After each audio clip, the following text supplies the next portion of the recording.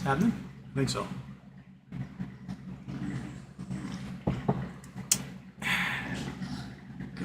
Push that way. There you go. Nice little chimney's got a little run over on their sign. Hopefully they'll stay. Really wants to give way. Oh well. Anyway, everybody, welcome. It's Monday night. Things are happening, moving and shaking, wheeling and dealing. Trump's been indicted along with 18 other co-conspirators in Georgia over trying to overthrow the election. The crazy thing is that there's over 30 unindicted co-conspirators. That means there's 30 people plus who have turned state's evidence against Trump. It means they're testifying against him for immunity, essentially. I was discussing with my roommate a second ago. Mark Meadows is named in this. Mark Meadows has immunity in the federal case, which makes me wonder what happened that he didn't get immunity here, and what's going to be revealed here that isn't in the federal case happening with January 6th and the election denial, election ruse, election conspiracy. So he's facing no court cases in New York, D.C., Atlanta, and Miami for money laundering and payouts to Stormy Daniels, January 6th election tampering, and stealing classified documents, and then obstructing justice when those should come.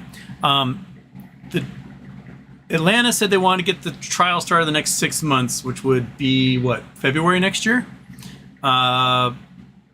May next year will be Florida and New York, and I don't think a date's been said about the D.C. ones. So, that's a lot of going back and forth, going a lot of court cases. The 19 people indicted in Atlanta, they have until August 25th to turn themselves in to the county and officially get arrested and booked and everything. So be curious to see what happens. Georgia has very broad RICO laws, meaning you can loosely tie people to each other very easily in Georgia in a conspiracy charge, racketeering, which means, and if you are charged in conspiracy, you can be convicted for what somebody else in the conspiracy has done or said.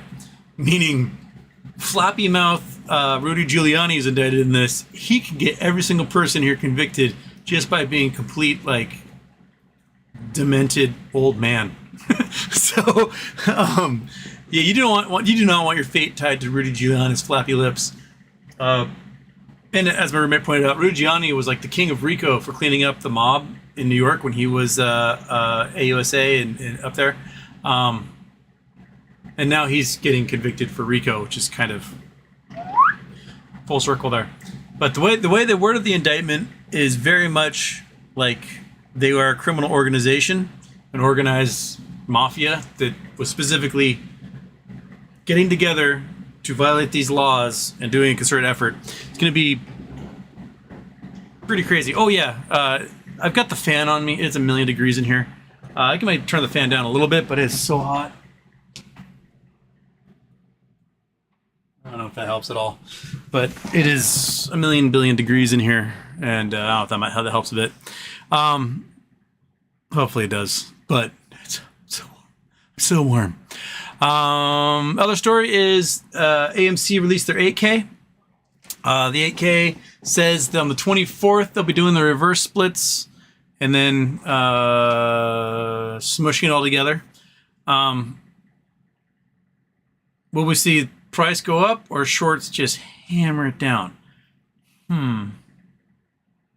If I were short personally, I would wait. Let the price go. Smush those stocks together. Have that new high price and then short the hell out of it from there. That's what I would do if I were short. I would let it fly. I'd let it go absolutely nuts. Because you aren't losing money on AMC until the price of Ape and AMC together are over $23. And they've got such a ways to go to get there They can get both of them to $10, and people would be absolutely stoked. And then you short down a stock at $100 from there, and make a lot of money on puts and everything else. Yeah, so there you go. And then the other news that came out that I was reading about today was Michael Oher. He's of Blindside fame, the Blindside lineman for the Ravens. He is suing his parents because it turns out they lied to him. They never adopted him. Then instead they entered into a conservatorship, which allowed them to basically make all business dealings for him as if he was an impaired invalid. And they stole millions and millions and millions of dollars from him. And he said he was absolutely hurt because he signed this thing on his 18th birthday. They're saying, hey, we're adopting you. And it was not adoption, it was a conservatorship. And yeah, so they made $300 million off of the movie about him and the book and everything. And then he never got a dime. And they split it with their other children. And the stories about like them teaching him how to play football and stuff was total bullshit. He was already playing football because he was a giant and he was an athlete. He just was in foster care a whole bunch. So well, it's interesting to see where that goes. I can't imagine the type of hurt. Like, oh, you didn't actually adopt me. You were just using me to sell your self-help books and steal money off my name. Cool. Awesome. Woo. Okay. Let me do this.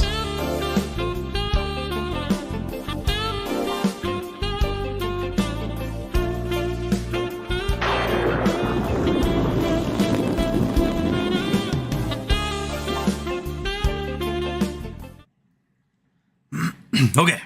I got super chats. Backed up. Ludicrous Speed. Thanks for doing a show. I always enjoy hearing your point of view and insight. Well, thank you, Ludicrous Speed. Welcome. G-Phone. Super sad about Tony. He did some great analysis. Oh, that's why I just heard Tony Twits passed away.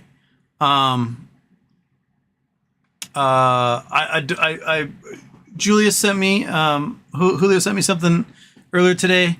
I don't know what happened. Since I've been kicked off Twitter, I haven't been up to date on anything. So my heart goes out to Tony, his family, friends, everyone who loved him. Yeah, it seems sudden. I didn't know. I didn't know he was ill or what. So, Tony, you're missed. You're a fighter. Goodness gracious indeed. Thanks, G-Phone. And just in my head, odds we get a verdict on any Trump cases before Election Day. I would bet that at least in Georgia, Florida, and New York, we get verdicts. Those cases probably last a couple of weeks. And if they're happening in February and then 2 in May, then we should have verdicts, one verdict by probably March, April, another verdict by sometime in June. I don't know when DC will be doing theirs, but maybe summer 2024. We'll see. I mean, they can't really argue. Like, if he gets convicted and others and sentenced, they can't really argue. It's during an election. You can't be holding this. He's already been convicted a bunch of times, dude. He's already being remanded to either state or federal prison. So, see where it goes. Okay. I'm your friend, Aloha from Wahoo. Still don't see how these YouTubers are saying that AMC is going to squeeze. What am I missing? I don't see it either. There may be some FOMO that pumps it up, but the minute that stock reverse splits, merges, and becomes whatever price it is after that reverse split, they're going to sell 200 million shares to pay off the debt. And that's going to balloon the float again, drive the price down, and the shorts are going to short the heck out of it when that happens. So I don't. They're saying, they're going to have to close our positions. And Terra getting 200 million shares of Ape allowed them to cover pretty much everything.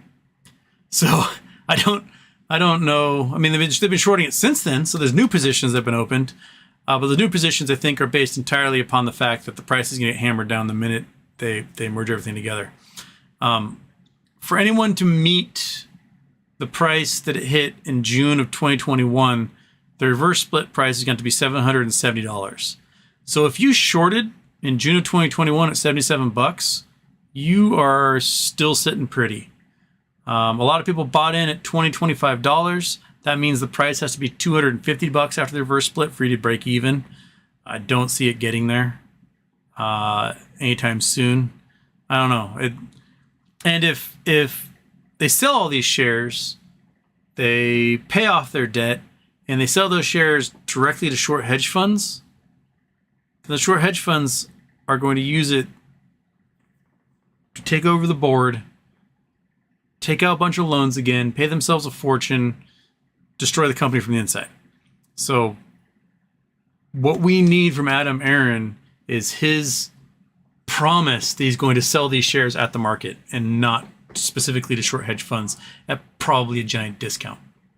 Just don't do that again. Just sell to retail at the market slowly over the course of weeks or months and just pick up that money. Go from there. I don't have faith that he's going to do that. I think he's just going to find like 5 hedge funds and just dump tens of millions of shares into each one of those. And I'll be right back where we were. Get a read. Michael Burry just shorted the market with 1.6 billion Big Short Part 2 coming soon. Yeah, he bought a whole bunch of SPY puts and SQQ. Was that the other one he did? It's interesting that he's buying a lot of these puts, but he's not buying calls and inverse shares. So I think that's interesting. He's playing it safe. Can I read? I think Michael Burry learned from 2008 being early. This will be the short micro position crash soon. GME, UVXY. I hope so. What's UVXY doing since their reverse split? I haven't looked in a while. Go to my list here. Go to the list. Scroll down. UVXY is down here somewhere. Oh, UVXY is at 16. I think it had been at 20 when they did the reverse split, right?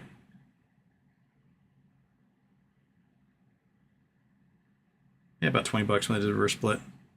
All right. But, yeah, well. Well? Huh. All right.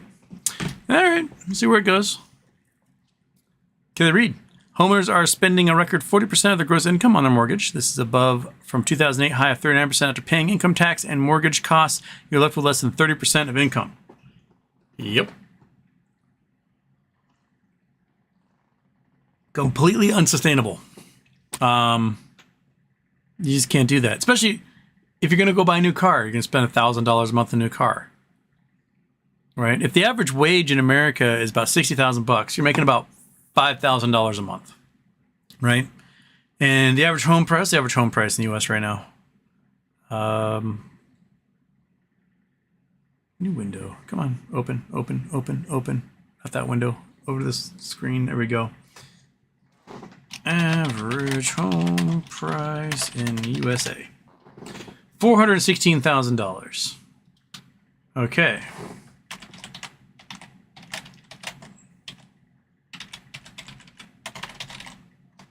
Oops. I put a 2 in there. I meant to put a 1.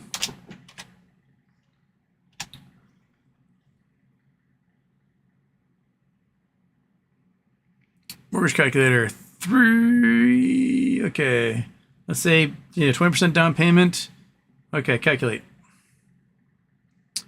Looking at $1,500 a month on a mortgage. So you make $5,000 a month. Let's say it's even $5,000 take home, not $5,000 pre-taxes. So you're down to $3,500, right? You got plus you got to pay insurance. You have to pay maintenance, upkeep, blah, blah, blah, blah. So it's around $2,000 a month. So if you have an HOA as well, so $2,000 a month. So down to 3. Your car's another 1,000. Your wife's car's another 1,000. So down to $1,000 a month for health insurance, food, gasoline, clothes, furniture, internet. Yeah, you're screwed. Just bonkers. So yeah, $5,000 a month most people are paying at least $2,000 a month on their mortgage. Man, it's got to correct. It can't go like this for too much longer. It's got to correct. Money over mail. There's a good YouTube channel that debunks big conspiracy theories. It's called Why Files. All right, Why Files.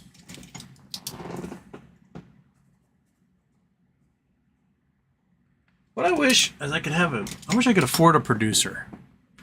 And the producer can do all the little background work that I am too incompetent or don't have enough time to do. And then we can just make cool shows where we can do things like someone gives me a stupid conspiracy theory and I can just annihilate it. Like, this is how we're going to annihilate this conspiracy theory and show you that it's total hogwash and that if you believe in this conspiracy, your brain is mush. And then I just got to do it and then someone brings one up on the chat. Like, there's all these conspiracy theories in Maui right now about, like, it's aliens, it's this or that, space lasers. No, it's a giant pressure gradient between a high pressure north of the island and a huge hurricane to south of the island, and wind is blowing across the island. That's it. Someone flicked a cigarette out their window and several thousand homes burned down and people are now homeless. That's what happened. You combine a drought with these crazy winds and someone flicking a cigarette out their window. There you go. That's it. Fire happened. People died. There's no space lasers. Like, you know what, brah? I'm going to annihilate Lahaina. It's not how it works. Shit happens. I mean, Alberta's on fire again. And some town called Hay River had their third evacuation this year. They evacuated because they had flash floods. They evacuated because they had fires in May. And now they evacuated a third time in the last few months. Just nuts. This is exactly happening that people said was going to happen as a result of man-made climate change. So if you want a conspiracy, here's a conspiracy for you. Get this. About 200 years ago, we discovered how to use stuff from the earth, and we could burn it in a fire, and we can make shit happen. We can make steam engines, we can make coal fire plants, we can make internal combustion engines, diesel engines. These things powered the humanity for 200 years and spewed out fucking millions and billions of tons of carbon that have been stored in the earth for billions of years. And is now filling the atmosphere, keeping us nice and warm, and changing the climate as we know it. That's what's happening. That's the conspiracy. Woo! And then people study this for the past 50 years, like, hey, if we keep warming and we have ice melting and we have the changing of climate cycles and oscillation periods in the ocean and things like water can melt off of Greenland and flood the North Atlantic, shutting off the Gulf Stream, which would then make all sorts of climate changes happen in Europe and North America, and then you might get flash flooding and these crazy heat domes, and that's exactly what's happening. Whoa! It's crazy. Anyway, Jay Geyser. Start with potentially 1 to 3 billion shares sold short for a company that has 400,000 share float. When stock market plunges, they'll have no collateral to continue the charade. Who has 400,000 share float? Jay Geyser? I would like to know. They have been covering AMC shares with like value ape. The two shares do merge and reverse split. Those covering AMC with ape are in pain. Possibly. I mean, if you were short AMC, right? And then they do an ape spinoff, you're now short AMC and ape. So you're short each one of those shares. When they do the reverse split and merger, right? You're going to owe twice as many shares of AMC as original short position. That's as if you shorted before the spinoff.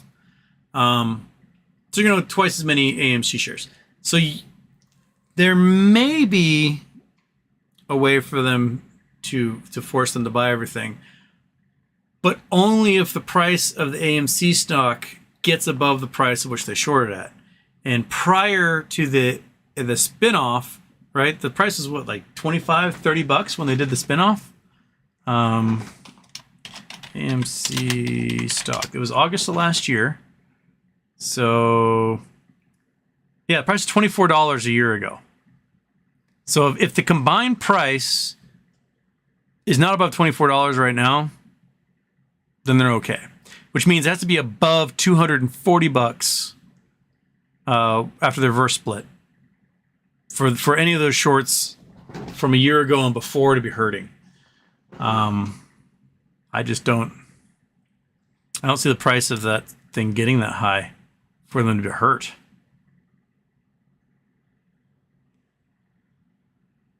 All right, just look at this chart. Chrome, turn on Chrome. Come on, Chrome.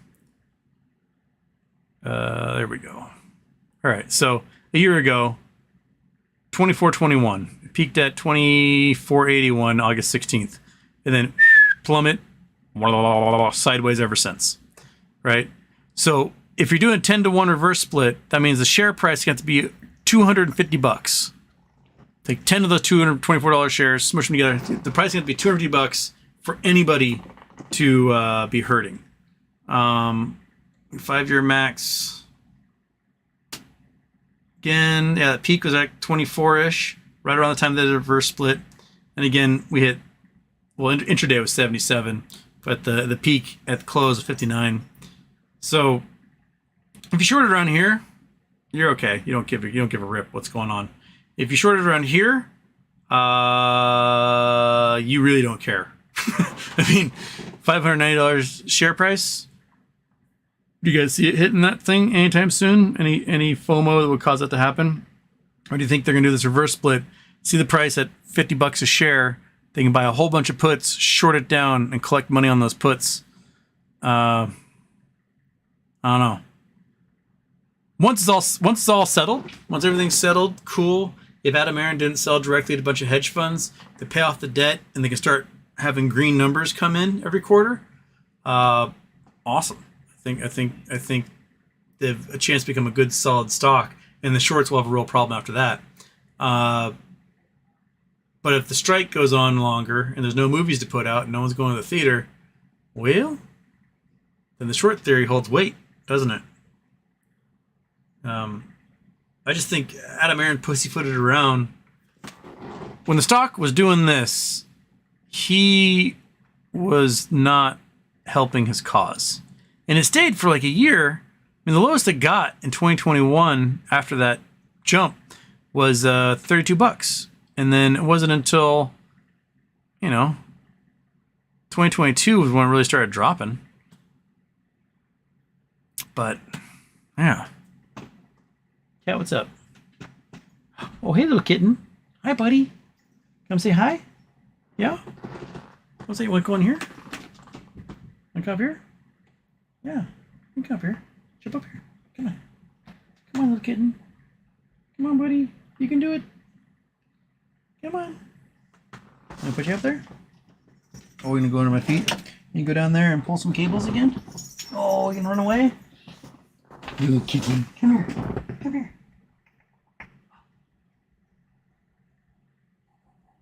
Come on. Come on.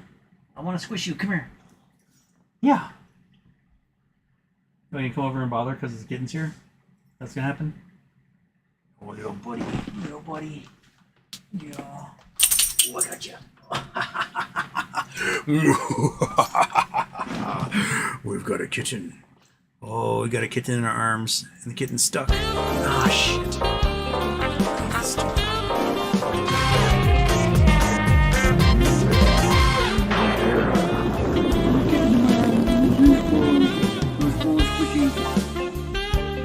Oh, it's good purr.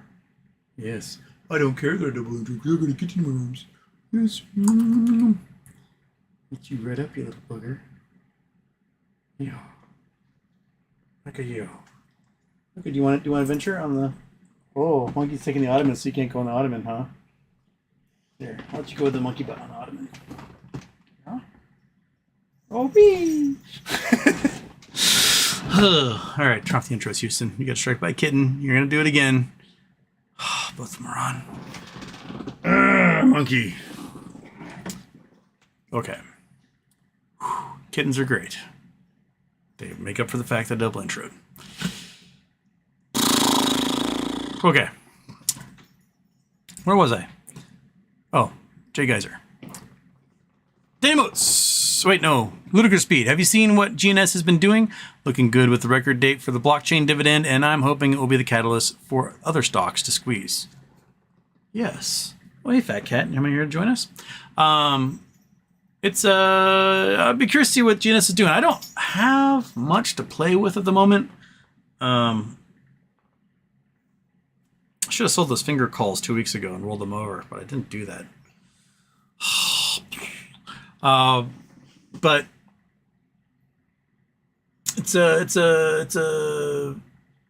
I'm curious to see how they get these guys trapped with the digital coupon thing that they're doing. Sorry, the cats are playing with each other and I'm totally distracted. Yeah, just hog the entire fan, big fat cat. Just do that. It's not hot enough in here as it is. Just have your giant bulbous body sit right in front of it.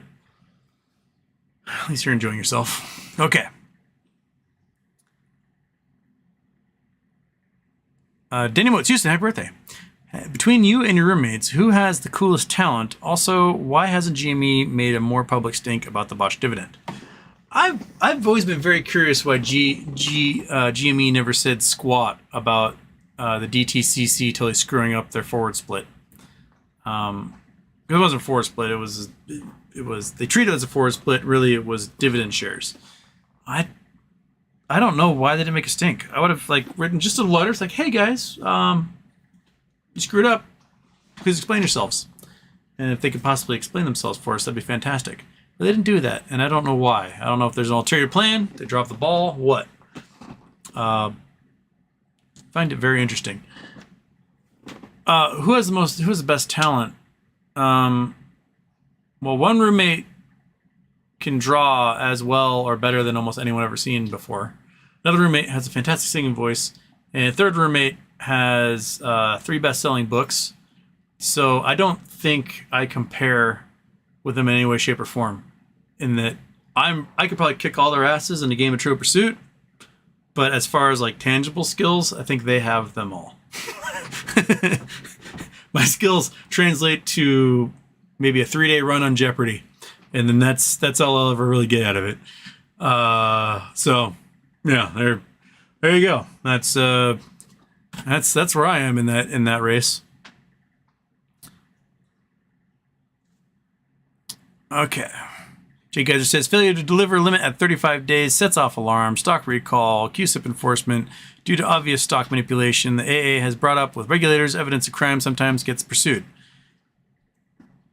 Maybe? Rico for Donnie? Rico for Donnie indeed. Hey, fat cat. Walt, the man in the middle. Hello, everyone. Or everyone. Hello. Jason Blackwell. Hey, Houston, this joke's dedicated to Tony. Why did the broker buy his stocks while naked? It felt like a bear market. Ooh. Rosa news. I have not heard if Rosa has filed for an appeal yet. If she does, it might be next week. Right around July 20th is when she heard back from the court. So it's probably 30 days window to file an appeal. I need to check in with her. I haven't done that.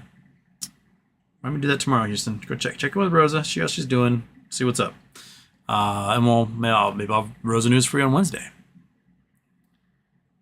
Stephanie L., please explain how the BBYQ squeeze could happen. Is it because the shorts must cover their position in the old company before the whole new company and ticker? How will they be forced to cover them? I think the big thing is, well, the truth is basically is they think the company is going to go bankrupt. And in the well, they are bankrupt, but in the reorganization, they're going to just jettison all the shareholders, and then a new company is going to spring out of it that's wholly owned by the collateralized creditors. If that happens, yeah, shareholders are screwed. They got nothing. They get no cash for it. The company doesn't exist anymore as far as they're concerned, and that's it. the accounting, everything else goes on with these creditors. But the wording of the documents being filed are describing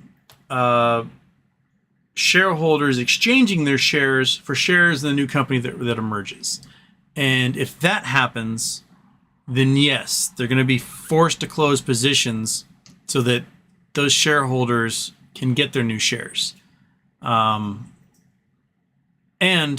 it'd be a company that has no debt, right? Debt's gone. Makes $5 billion a year, and has a bunch of positive press about it. So that's like, the goal is right now, while it's 24 cents a share, you buy up as many as possible. Nom, nom, nom, nom, nom, nom, nom, nom, nom. And then the company emerges as a new corporation with no debt and all this stuff, and it's worth several dollars a share. That's all I'm looking for. A few bucks a share, sweet. I have a bunch of fresh money I can put in my pocket. I can get the war rig fixed, and Monkey and I can take a nice vacation, right? If it squeezes on top of that, sexy. Monkey and I, like, don't work again. But that's where we're sitting. Like, will it emerge and fundamentals say the stock is worth a few dollars a share, or will it emerge, force a bunch of folks who shorted at 7 cents suddenly owing millions and millions and millions, maybe billions of dollars on these shorts when that stock does go up a few bucks, and that's when they're totally screwed. At exactly the same time, the SPY is dropping because fall's coming. Housing construction is slowing down. We're going to start seeing Airbnb people putting their homes on the market, trying to short sell, bringing down the price of homes across the nation, while interest rates are really high and nobody can afford mortgages. So it's going to go to cash sales, whoever can get the best discount, and, you know, the Burry thesis, everything's going to start just shrinking.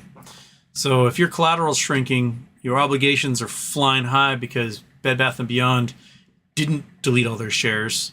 They just exchanged them for a new company that has no debt. Then, you know, quite a few hedge funds and market makers might be really screwed on this one.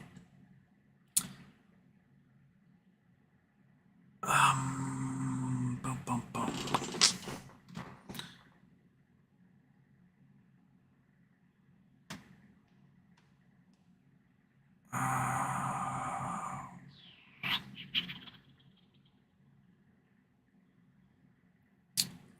Well, man, the middle of Cherry Tuesday for Maui tomorrow. No, Cherry Tuesday is next week? Week after. Cherry Tuesday is on the 29th. So we got 2 weeks. I'm trying to get as many charities listed as I can on YouTube, so that one of them we can donate to. So hopefully the next couple weeks, one of those will get in there and we can do a charity for. I want to do one for a local organization in Maui, or at least the state of Hawaii. The response right now in Maui is brutal. I don't know if any of you have ever tried to deal with the bureaucracy in Hawaii, but bureaucracy at any level, county, state, whatever, is a nightmare. Kafka wishes that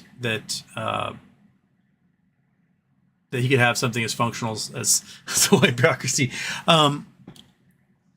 I've never seen anything like it.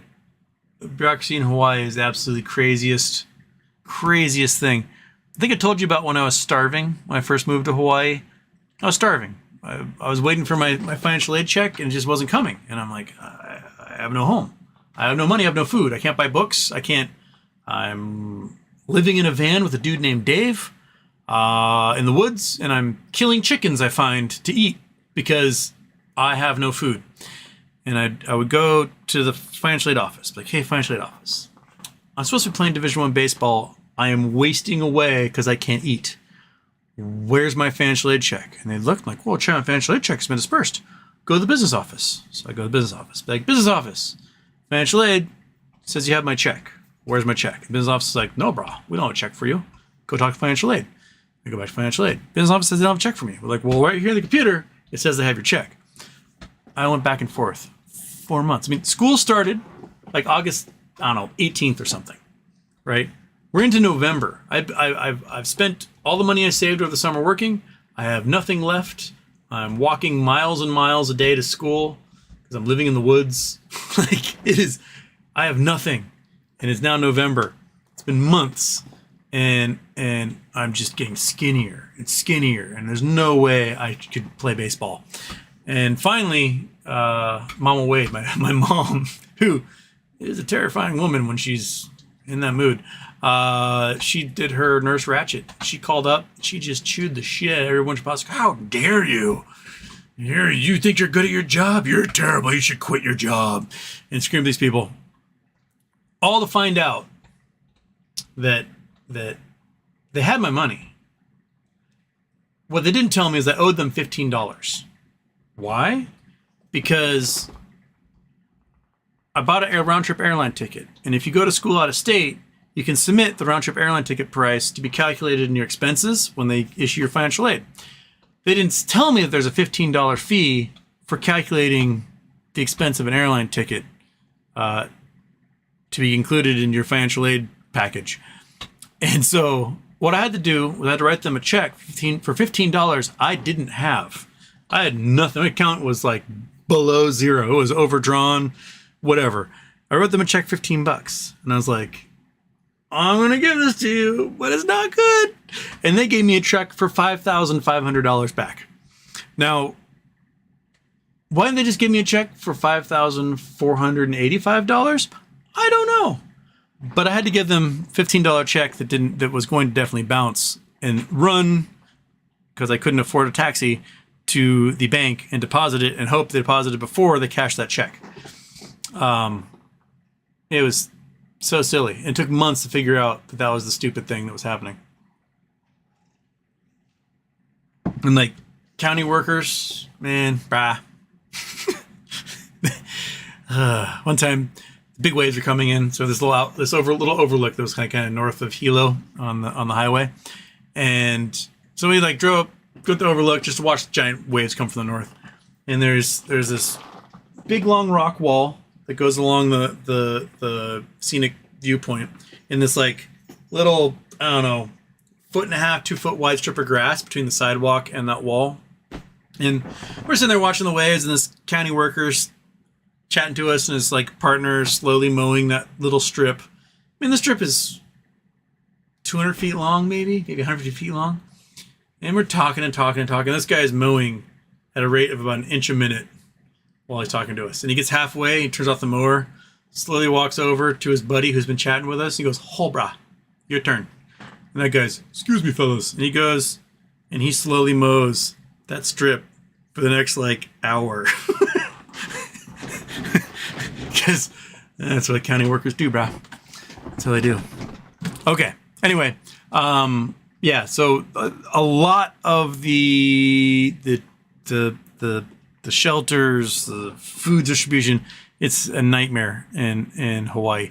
When Puna got hit with the hurricane, the meth heads took as giant an advantage of that. We're talking the meth heads stole the Red Cross trucks, raided the police station, and stole everything during that hurricane 2014 in Puna. They will see in a window and they will take it. Why? Because they're a bunch of meth addicts. So you know, as much as I love the Aina, as much as I love the people and the culture and everything else, there's still a giant meth epidemic in Hawaii, and those folks are probably looting what isn't burned to dust and being weird. And so there's gonna be lots of wrenches thrown into the gearworks here.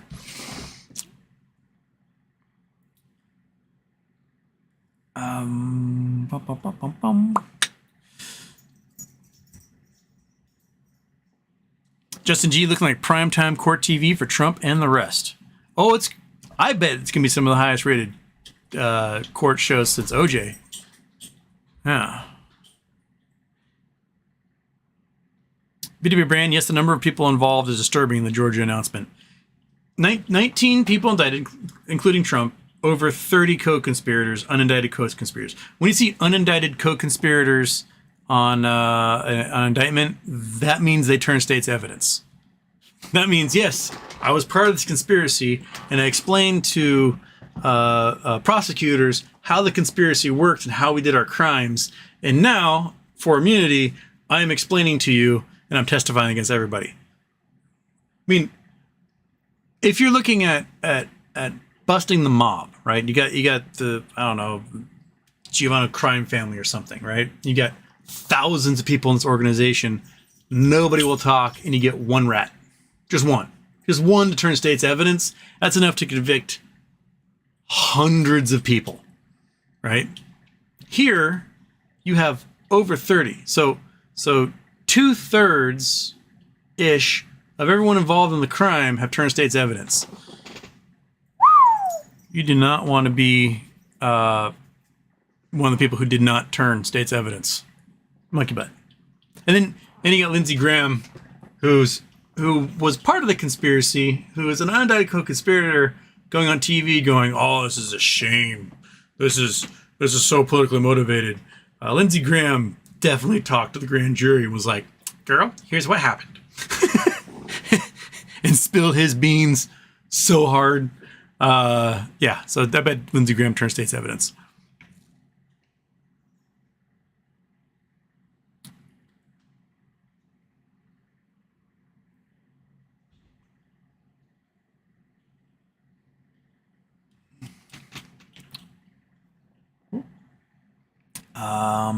Aaron South in Houston, did you hear Tony passed away? Yes.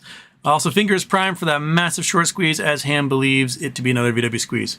Well, let's hope, right, monkey butt? Let's hope. Let's get there. I should have rolled my calls over 2 weeks ago, and I didn't do it. But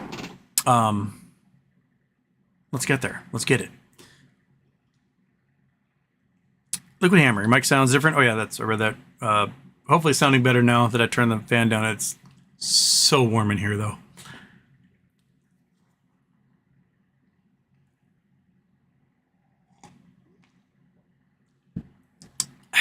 Okay. Scott Lumley, Houston. I just want you to know that I have watched every one of your shows, and I sit waiting patiently for the next one to drop. You are a great educator. Dude, please keep it up. Well, I plan to, until maybe Mono from Heaven rains on me. And then maybe I might still do a show. I don't know. But I'm going to do a lot of skiing and sitting. Kevin, where can I buy Hawaiian shirts, and what are the brands to look out for? Ooh. Oh, Kevin, where can I get some good quality Hawaiian shirts? I go by pattern. I go by what I like to see. I don't necessarily care what company it is, because if I'm buying a shirt, it's usually used, or it's almost always used. But my favorite shirts are Tory Richards. They're a Honolulu company.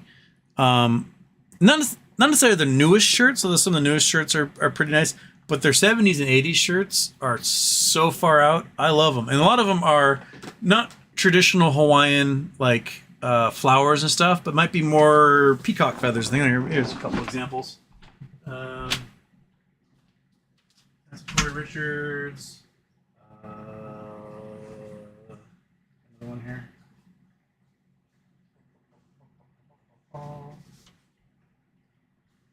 Well, I'm sure there's others. I just don't see any at the moment. Come on, Tori. Might be another closet. But, like, you know, these are feathers and grass and stuff. They're not quite traditional Hawaiian, but they are Tory Richards Honolulu. They're my favorite shirts, and they're all the killer ones I have are from the 70s. They're my favorites. Oh, here's another one. Here we go. Here's Tory Richards. See, a lot of feathers or feathery things happening for him. So I dig them.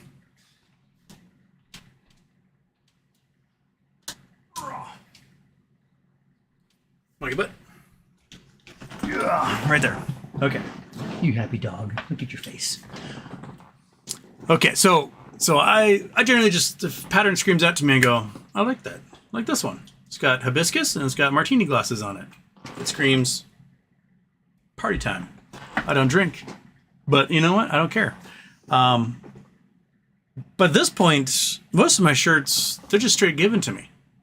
So I don't go out of my way find them anymore. Like I go to my PO box and there's some for me. When I worked at the pub, I was off and on doing grad school and stuff. I was there for like 15 years.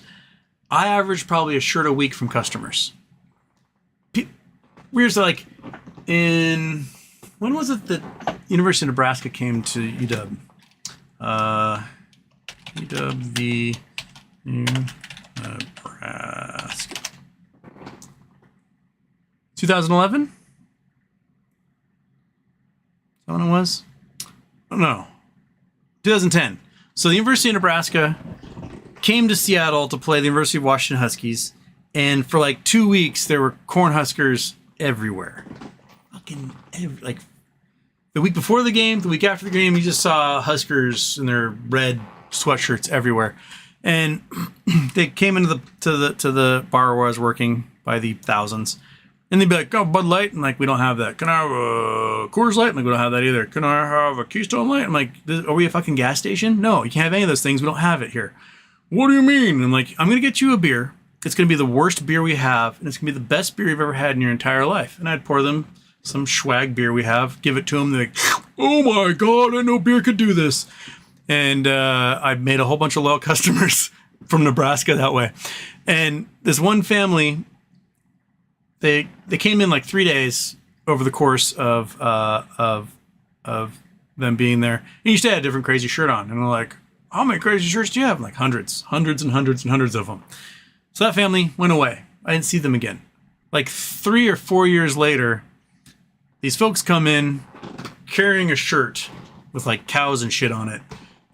And they're like, "Hey, you remember us?" I'm like, "Nope." I'm like, "We're the Nebraska Cornhuskers people who came in a bunch of times." Like, "Oh yeah, I remember you guys." And like, "We brought you a shirt from Nebraska." So like, I guess I can get shirts that way.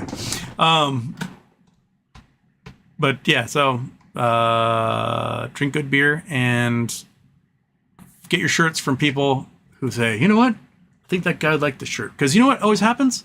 I do. Crazier the patterns, the more I'll like it.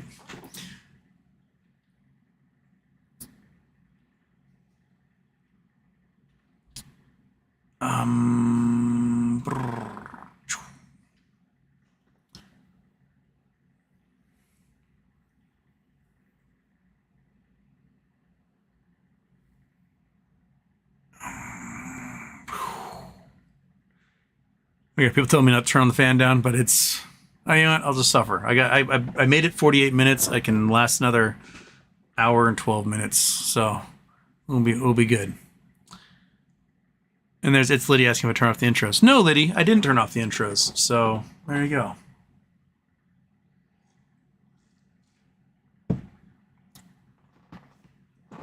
Tony Twits had COVID. Ah, shit, man.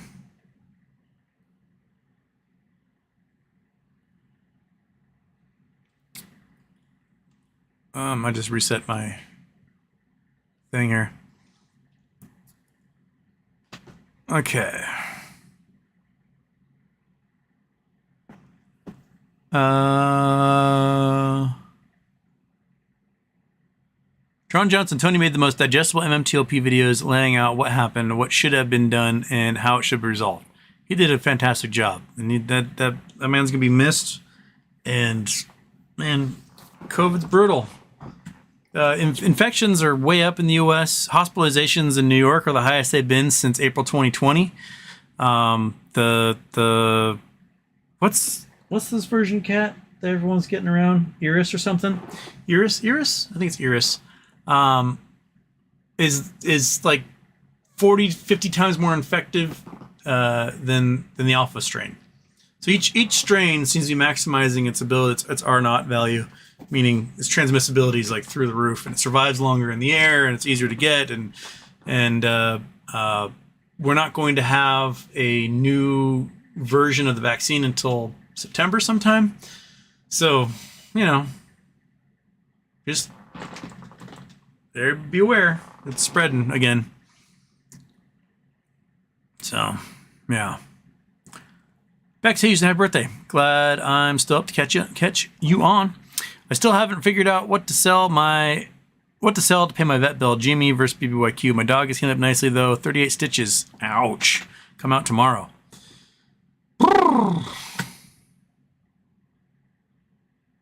Man. What to sell?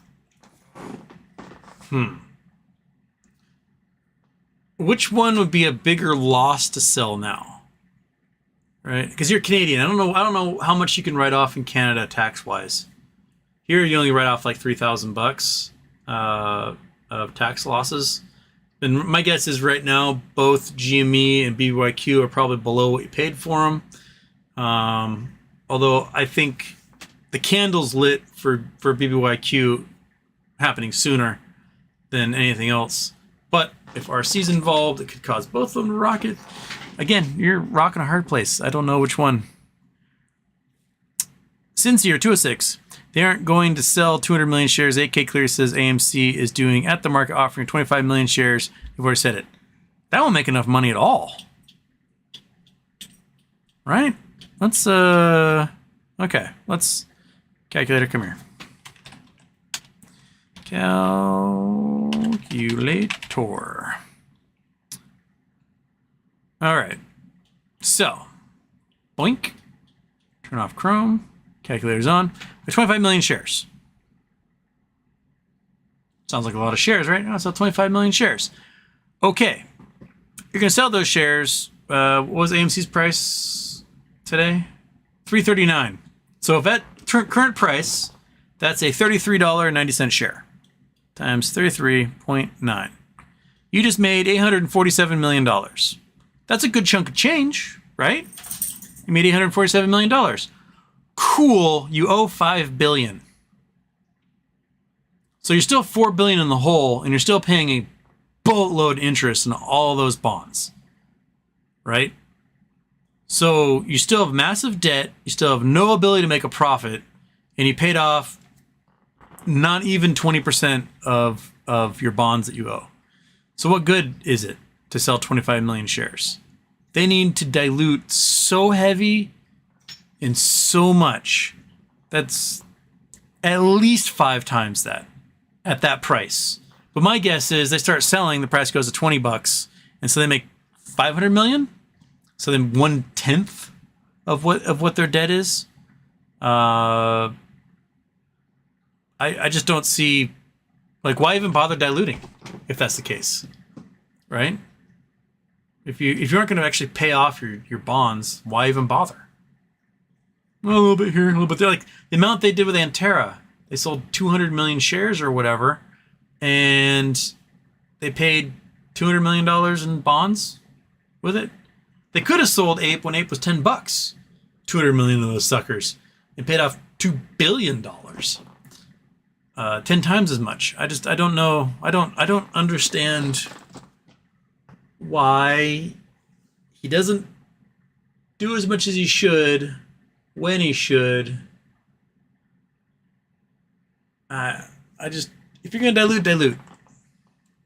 25 million shares is not going to be enough to pay off a significant amount of your bonds to make the market go, oh, they took care of all their debt. Everything's fine. It's only $147 million. If they can get $33.90 a share for it, which I doubt.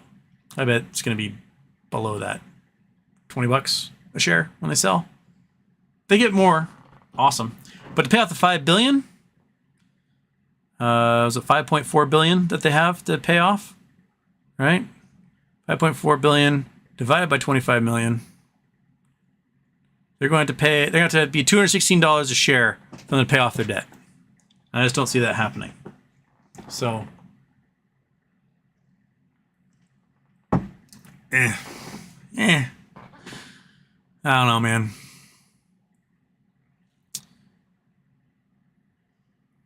Hans R. Glad I made it early enough to submit coordinates. Okay, 42 north, 88 west. Where is this? East Coast? Boom. Oh, Google Earth's not on because the computer went off. We had a power outage today. Second power outage this week. We've had more power outages when it's been 80 degrees and sunny outside than in the winter. It's crazy. No, don't go to that stupid window, you jerk. I need you to get small. Get small. Go to this window. Now get large. There you go. Okay, Google Earth. Bam. Somewhere. Bam. Boom. Ah. Chicago? Wisconsin? On the border? We're going to a house near a lake. Is this where the bodies are buried? Well, the bodies, Garth. Where's my little guy? There's my little guy. There's no Huntley Lake.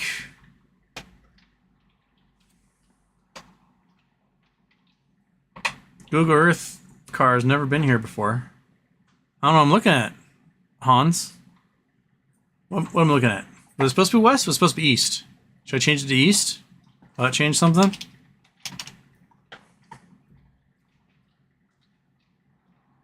Smack! We're in the Gobi Desert. We are in the mountains somewhere in like Kyrgyzstan. Where are we? We're in a valley. We're on a mountain in the middle of nowhere in the Himalayas. Nope. Not that one. Was it supposed to be south? So that was west. This one's supposed to be south and not north?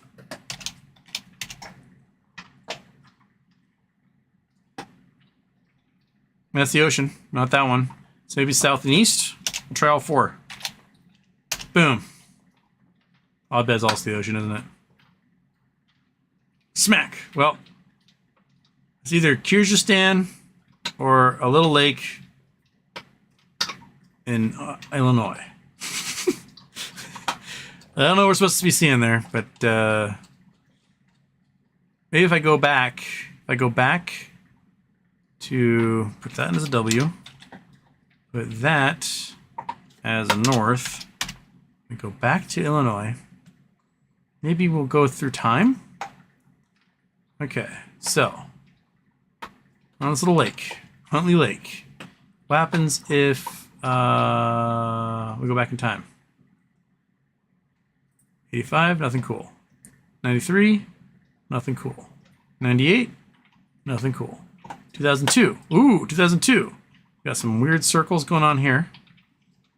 Go to 2007. Still weird circles. Those Kimberlightish, don't they? 2010, because I've been trying to figure out how to cultivate those little salty spots. 2013, the lake's frozen over. Go ice skating on Huntley. 2018, I'm not seeing anything to make me jump out and go, oh my gosh, that's amazing. Well, you got coordinates in, Hans, but I don't know what they're for. It's family. We got some cars in their yard. We made some boats. All right. Well, wasting enough time on that one.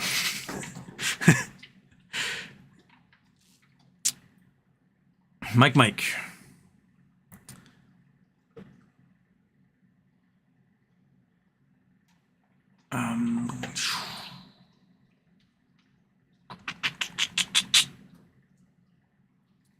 Citizen 54 released. Maui homeowners urged to exercise caution, report unsolicited offers to buy their properties via State of Hawaii Department of Commerce and Consumer Affairs. Thoughts on these predators?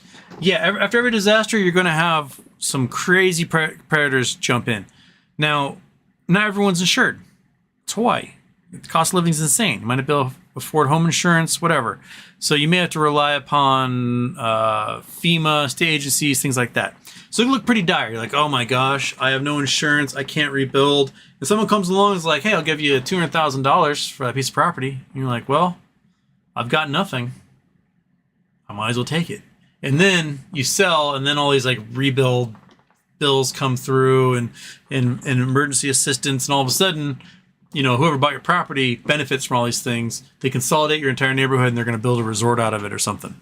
So, yeah, don't listen to those unsolicited offers. Wait until the state and federal agencies figure out how to help people. A bunch of money will be coming in to be allocated for rebuilding. There's going to be grants and all sorts of stuff happening. So don't let some smarmy, disaster pariah come in, vulture, come in and take everything you have, ruin your life, and then build a resort on top of what was your home. Just wait. Something's going to come along in federal and state monies to help people out. It's going to cost about $5 to $6 billion to rebuild. So it's not going to be cheap. It's a huge disaster. It's one of the deadliest disasters in U.S. history. It's the deadliest fire disaster in 100 years, and something will be coming.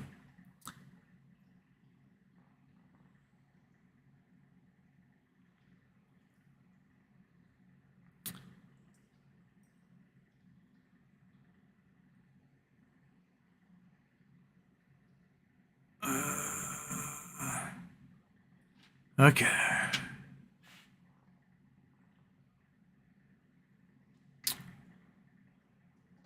Decatur Railway come 2 million shares. I've heard that they're only going to sell 10 million at market. Now with AA's history, I would have to say he is going to sell to hedge fund. The math I just did.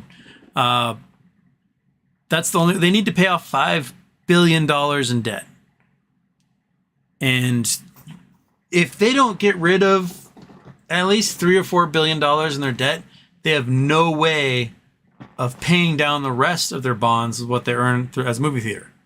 They're too far gone.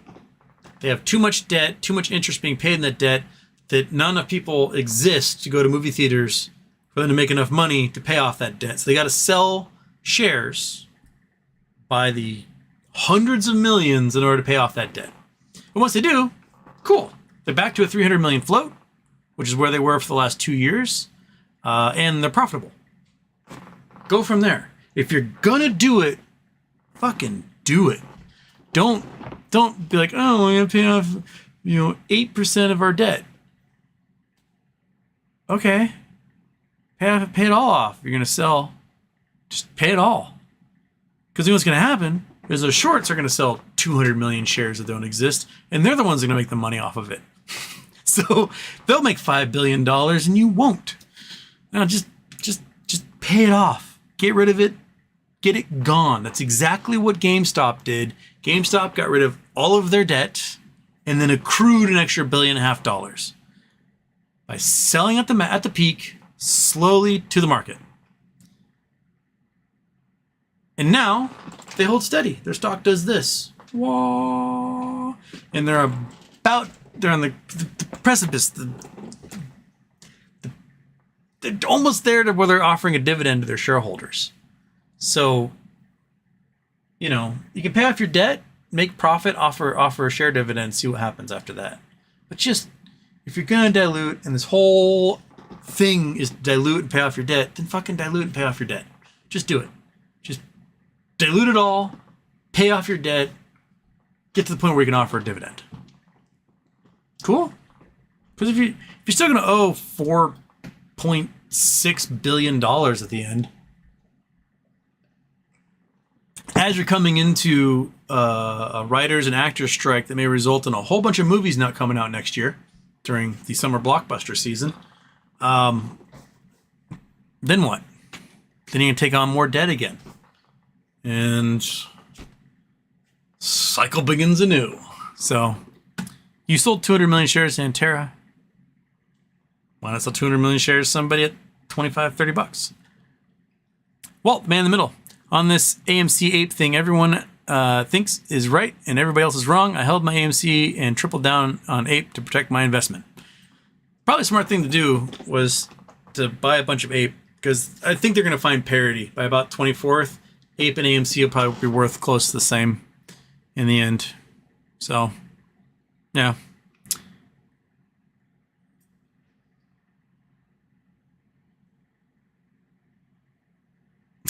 Decatur, I will put the shit out of AMC afterwards. I'll get my thousands back one way or another. Yeah.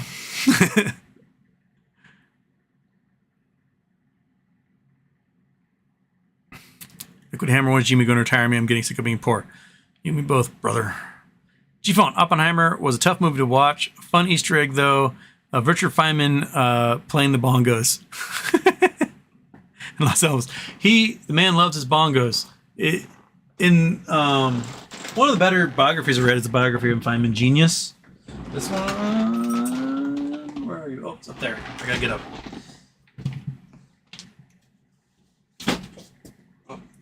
This one here, it's a really good biography. If you want to read a science biography, it's not as heady as The Making of the Atomic Bomb. You can read this one, even though it's thick, you can read it pretty quickly, and you go, wow, interesting. On the floor, something going on. Velcro strap on the floor. Okay. But you know, he was like a junior scientist. He was like one of the young men who sort of brought along to, you know, crunch some numbers and whatnot. He was not a big part. He wasn't one of the famous scientists working on the Manhattan Project. His favorite thing to do was crack people's safes while talking to them. And in it, they describe his safe cracking method. And he'd just be like talking to somebody in their office and just twiddling with the dials on their safe. Well, because everyone had safes because they're dealing with top secret stuff. So every office had a safe in it. And he would be talking to them and then just open their safe for them and walk away. And he cracked basically everyone's safe in the entire Manhattan Project while having just, you know, how's the weather conversations with them.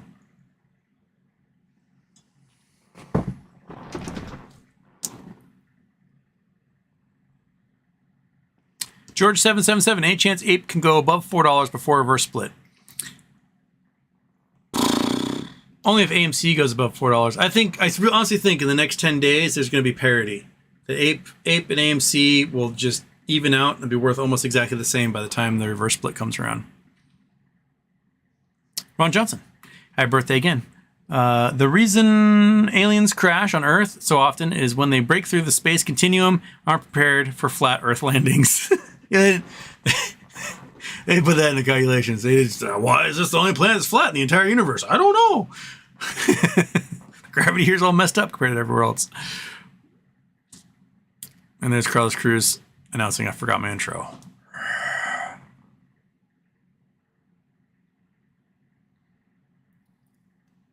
So, guys, are you presume they still have liquidity to continue AMC short? If so, why aren't they shorting AMC and ape to 20 cents now? It takes big money they don't have.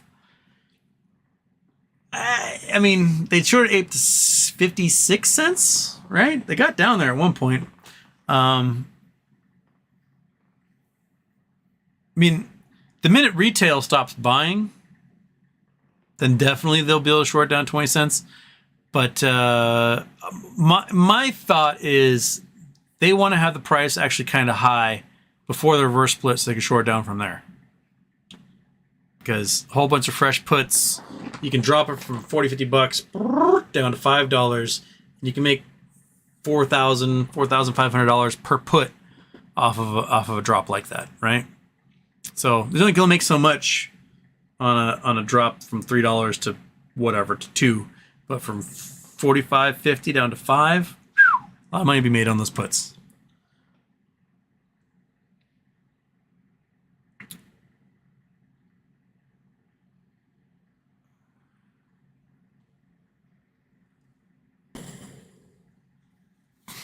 We can't hold this attention like the cats can. I think I've toxoplasmosis or whatever it is. You know, the disease that makes mice like want to like fight cats, and the cats eat the mice and they get the toxo in their heads and give it to another mouse, and then it goes on from there. Apparently people who like cats have all been poisoned with toxo.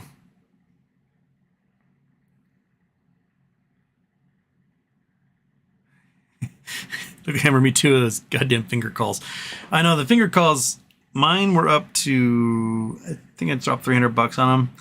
So back in July, they were up to like $1,800. $300 again, right? As theta decay destroys everything. This is $7 by the time we get close to there, and I'll be happy.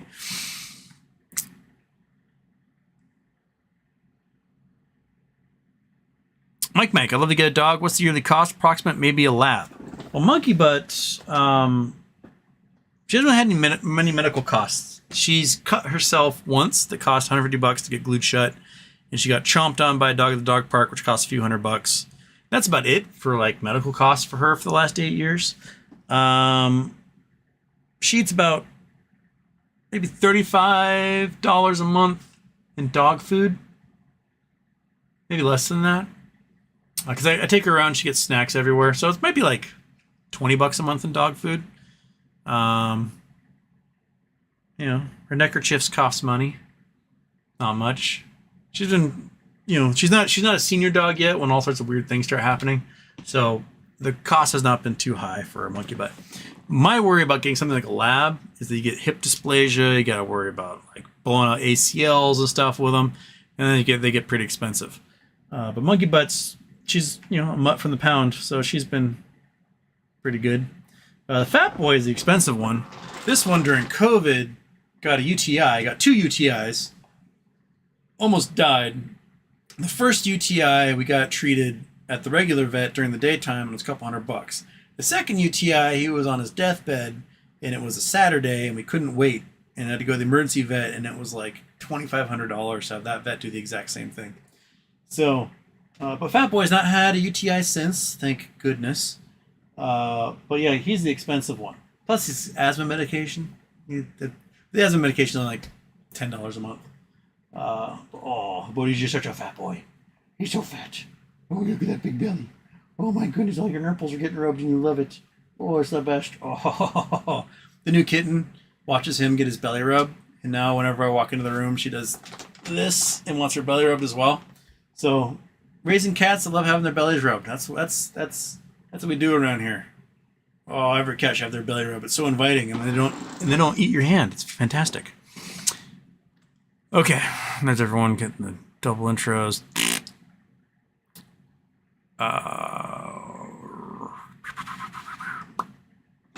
Ron Johnson, writer strike update. They're talking. That's a good sign. There's about 200 productions that have been given the green light because independent studios have agreed to the terms. It's like A24. They make all the weird movies people love. They've agreed to the demands of the writers and actors, so they're making movies right now. There's a couple of overseas productions that have different union laws that are being filmed. There's about 200 productions in total. One of the weird things I hadn't thought about that's really hurting is commercials. Like, commercials aren't getting made. Now, not everyone watches commercials anymore because there's a lot of streaming, but it's a big business for a lot of theater people. I mean, a lot of actors get their bread and butter is doing commercials because you can make some good money off commercials. If you're at a Super Bowl commercial, you're making probably hundreds of thousands of dollars, and there's good royalties in those commercials. Back in the 80s, Sheryl Crow was a member of a chorus that sang in a McDonald's commercial. She was a high school music teacher in Missouri or something, and she sang in this chorus for this McDonald's commercial, and the royalties netted her $40,000 in the 80s. And that was enough money for her to quit her teaching job, move to LA, and start performing and getting a record contract. So that's the whole entire reason Sheryl Crow is big today, was that she was a high school music teacher who sang in a choir in a McDonald's commercial, and they paid her $40,000. It was enough for her to like quit her job and be like, I'm out, bitches. And then now she's a cajillionaire, multi-platinum, whatever. So there's good money in those commercials, and if the commercial agencies, the production companies doing the commercials, have not agreed to the demands of the writers and the actors yet, then those commercials aren't getting filmed either. And if commercials aren't getting filmed, well, if your money is advertising, you'll be playing old commercials. And that doesn't play well in the end.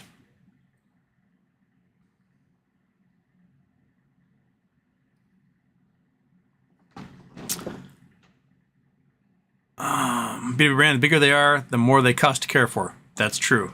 And if you get a really big dog, they don't live for very long. Get like Great Danes are hilarious, big goofballs, but they're all dead by 8 years old. And you got to do that surgery where like they staple the stomach to one side of their body because their chest cavities are so big the stomach bounces around. They also have weird digestive tract ailments. Yeah. TJ Maxx has a lot of good seconds. Look them over for shirts, I bet. Yeah. God, the Son of Jesus Christ saves. Hi from Maui. Hello, God. Mike. I would try to get a shelter dog. Indeed. Get your dog from the pound. I have never had a miss getting a dog from the pound. But people who get purebreds in my family, oh my God, are they disasters. Snoopy. Get out from a breeder and they're nuts. get a pound dog. They're so happy to see you.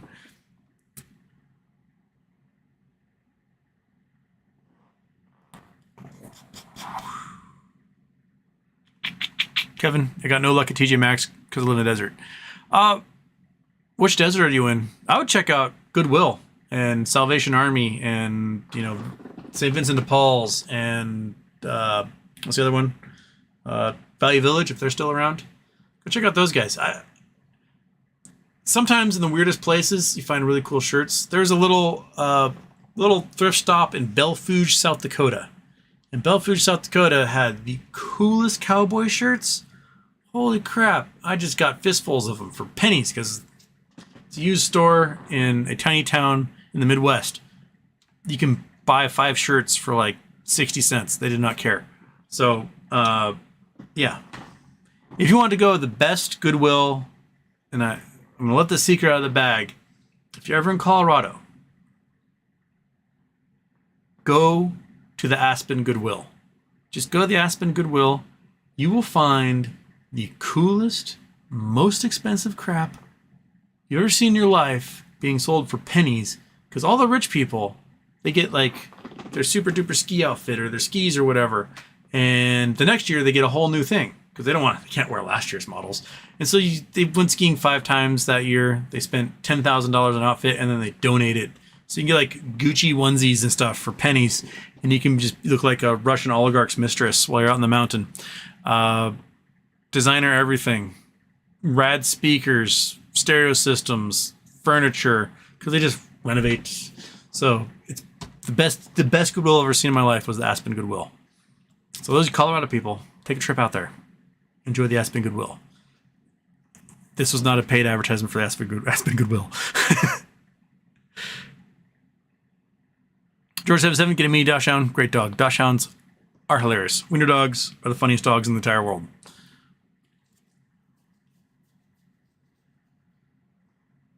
eBay is good for vintage shirts. I have a friend who does a lot of reselling of vintage shirts on eBay.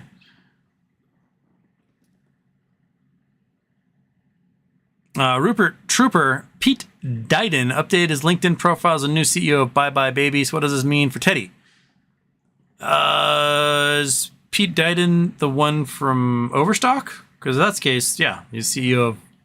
Oh, no, it's Bye Bye Baby. Is he the Dream on Me one? That's Pete. D-A-E... D-A-E-I Din. They're trying to correct me to Pete Davidson. No, not Pete Davidson.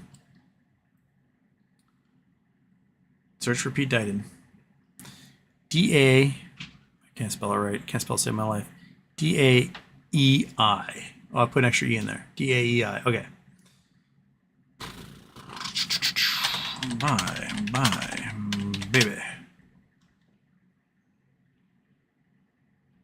I'm not seeing anything. I'm going to search LinkedIn. Go LinkedIn? Let's go LinkedIn.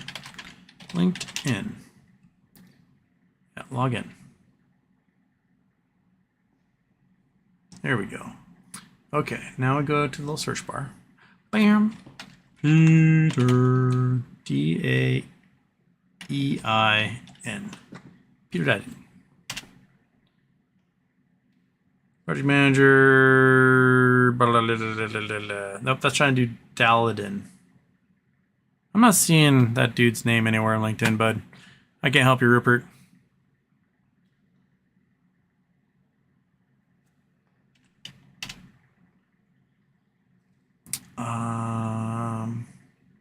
Back to college, director at Managed Beals Incorporated. There we go. Daladin? Ah, Daladin. That's why I couldn't find it. Okay. Beals Incorporated. Beals in Florida. General Merchandising Manager. Bed Bath & Beyond, 16 years. Vice President. Bed Bath & Beyond. Target, 5 years.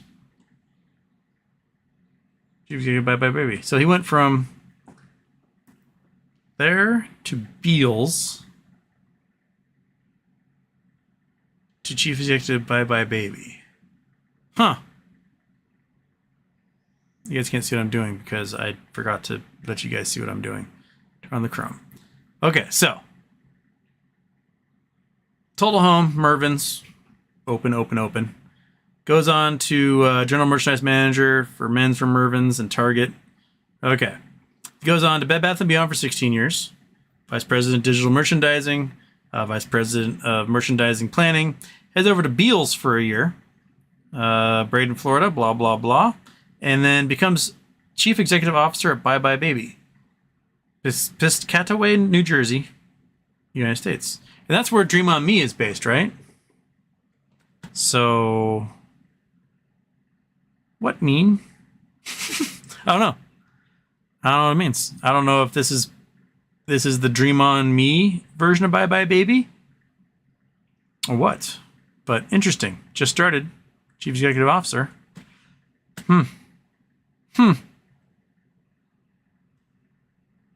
Amazing opportunity to lead growing e-commerce business. If you're interested in joining a thriving retail company with people of cultures past, that's when he was still with Beals. So, interesting. Huh. Well, UCI. Had a very good baseball team back in the day. I don't know.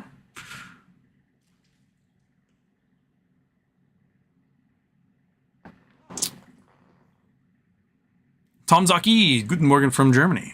Welcome. This guy here was talking about. I don't know, Albert. Whatever one you're talking about.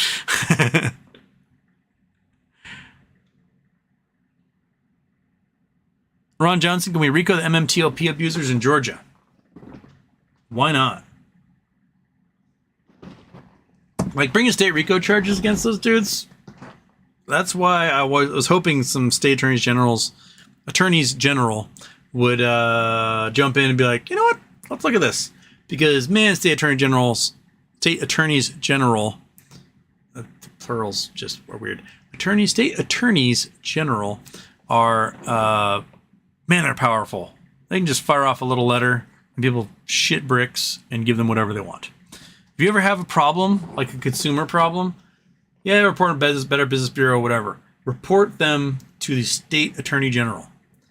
They chew people up and spit them out in about a week. And usually you get some sort of like, we are so sorry. We apologize.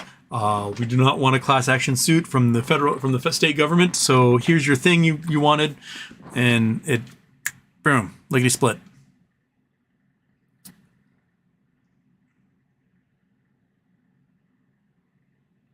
Says 54, DeSantis calls on Disney to drop the lawsuit against them. Warren's company is going to lose. Ron DeCowd, best guy in USA. You're going to lose the lawsuit, of which you used articles I wrote as evidence against me of my retaliatory nature. DeSantis is going to get absolutely hammered by Disney. Disney is a law firm with an entertainment division.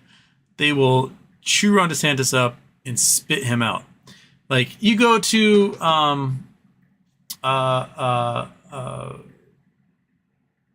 like some sort of protest, right? Maybe there's a bunch of like Nazi assholes at a protest and they're preaching and they're yelling things. You play some music from, I don't know, Aladdin over it. All of a sudden Disney will shut down every single one of those videos so fast. All their lawyers are just like, yeah, just play Disney music whenever someone's bothering you and they're filming. It'll ruin their day. George 777, Mike, I got 2 of them at low maintenance. Oh, the wiener dogs, lovely friends, but you have to make sure they don't jump much from the bed down, spine, their weak spot. Yeah, they got a lot of leverage going on there. Got to make stairs everywhere for them. Owen Saunders, rest in peace, Tony Twits. Rest in peace indeed. Says 54, Zuck calls out Elon. Elon, of course, the mature adult, he responds by calling him a chicken. Elon stands already spinning it. Typical Elon. It's weird that like Elon Musk is the only thing that makes Zuck seem human. Zuckerberg's like, beep, borp, I challenge you to fight. Beep, borp, bop, boop, beep. And Elon's like, totally, bro.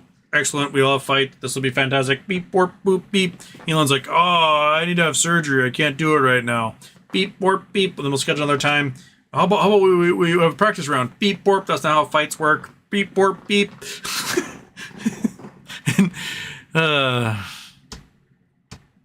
Elon's just... So, there's been some unsolicited offers for U.S. Steel. U.S. Steel owns the X on the New York Stock Exchange as their ticker symbol. Rumors are Elon was making an unsolicited offer of several $1 billion to buy U.S. Steel just to get the X out of them. Then it could be Cleveland Cliffs trying to consolidate, make Cleveland the steel capital of the world, doing the buying. So Elon flew to Cleveland, perhaps to be like, hey, if you guys want to buy U.S. Steel, I'll pay you way too much money to get the X ticker from you. Just the dumbest, stupidest. He still doesn't own the X trademark. Microsoft and Facebook do.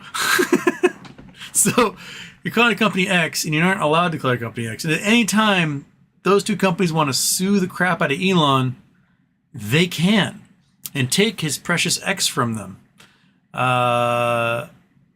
And all the money he supposedly is making, but he's not making any money because he's losing money like crazy on that website. I don't understand.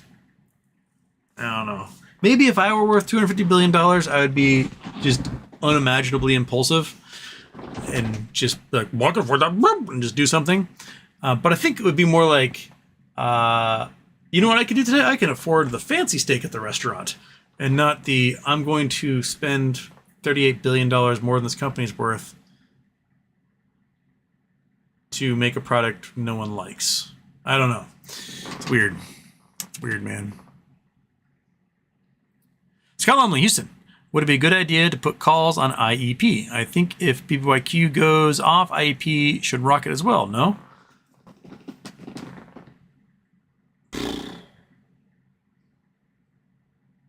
Well, they downgraded their dividend. They cut their dividend in half from $2 a share down to $1 a share. So the price went basically halved. Now, could it be that their earnings were really bad because they're taking the net operating losses on the bonds they bought via 6th Street of Bed Bath & Beyond? So they're writing that off right now. So it looks like they have huge losses, but it'll be a giant tax windfall that comes their way. I don't know. Now, if they're part of the BBBY play, they get a huge windfall of net operating loss tax revenue, and they get ownership in a company that has no debt. It might bode well. I don't know if it's stock rocketing bode well, though. It may take a while for various market analysts to like unravel that for the general public and get some FOMO going in there. I don't know if it would rocket or if it might just go, all right, we're happy here. It's pretty, up until the Hindenburg report, it was like even Steven, $50, $50, $50, $50, $50, $50. Hindenburg report, bang, bounce up, drop their dividend, fall back down again.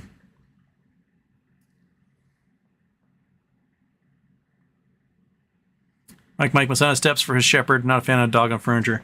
Monkey Butt's a furniture dog, but then again, she doesn't really shed. So, and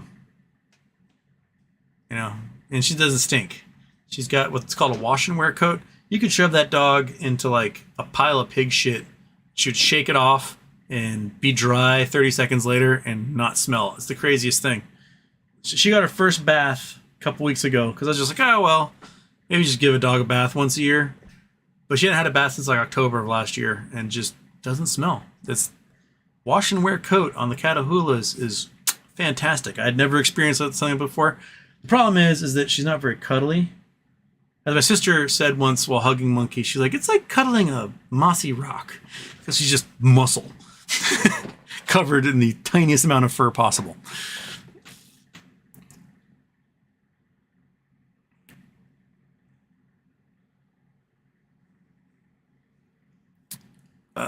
George777. I made a promise to myself, no more meme stocks for me. I'm okay with the momentum play. No more buy and hold. Lesson learned with popcorn. I mean, in the end, the best investment advice people give is just put a few $100 a month into an index fund and let that just grow naturally over time. Get your annuities and reinvest those annuities. Slow and steady always wins the race. But every once in a while, someone gets a lotto ticket and they go, woo, and then they're done, which is fun. That's what we play here, I think.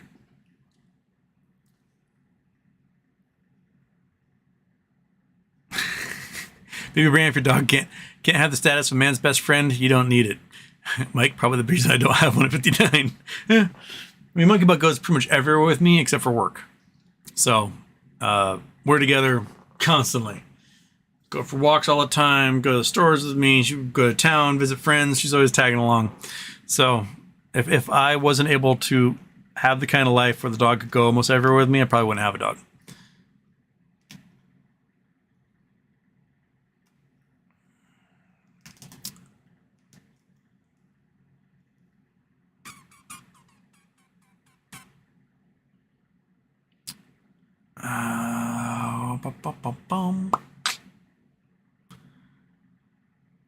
Oh, there's the reset again. Quit resetting. I need to... There it is. Okay. For posterity, don't blame GME. I blame the overly manipulated market. The market is incredibly manipulated, and it can be fixed like that. All it needs to do is you just make a rule you can't naked short anymore without steep penalties. That's it. You naked short, you owe 150% what the stock was plus the stock. Right? You fail to deliver, you lose your broker license. That's it. Done. You can no longer be a stockbroker. Simple. You just make penalties. They're so strict that people won't want to do it. Because right now, they're breaking the law because there's no penalties for breaking the law. I made $18 billion. Well, here's a penalty of $70,000. Don't do it again. Yes, officer. No, they're going to do it again. Why? Because that $70,000 is just the cost of doing business, and it pales in comparison to the $18 billion they just made. So who cares, right? So the SEC just needs to make penalties that are worse than the benefit of the stock that they're naked selling. I naked sold a stock for $20. Cool. You owe that person the stock now, and you owe us $30. What? But I only made $20. Yeah, you owe us $30 as a penalty, and you got to go buy the stock. So don't do that, and you won't face this penalty. If you do it 3 times, we're going to throw your ass in jail and erase your entire company's ability to participate in the market. How about that? So just don't do it. That's what South Korea does. So is anyone naked shorting in South Korea? Hell no. You don't want to go to a Korean prison. It's like going to a Turkish prison. You do not want that. Don't go to a Korean prison. So no, just make a rule and make the punishment for that rule so brutal no one breaks the rule.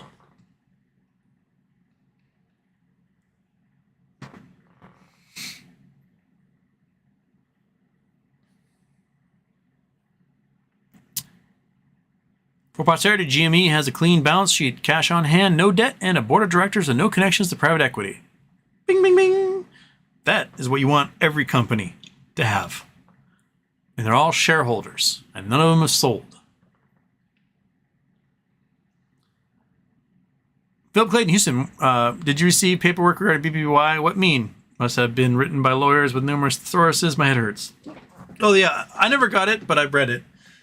Basically, it's saying you're opt in or opt out, right? That if you do nothing, you're automatically opted in. If you write a letter opting out, you are saying that you want to retain the right to sue whatever Bed Bath & Beyond remains after everything else gets restructured and moves on. So you wouldn't be suing the new entity that comes out of the restructuring. You'd be suing like the dregs that are left behind. So the opting out is saying, yes, I want to reserve the right to sue this pile of debt, think will go unpaid. So I'm not bothering to opt out at all. So that's what the dog is. If you don't opt out, who cares? You're not going to be filing lawsuits against like the toilet that's left behind after everything else has moved on to better and greener pastures. For posterity, Houston, thoughts on GME? I mean, you summed it up right there. Yeah. GME during the market crash squeezes. I think so as well. Macaron after party.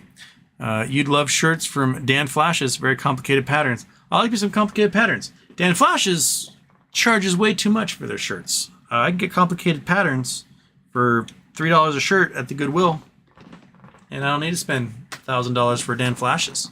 So, suck on that, Dan Flashes.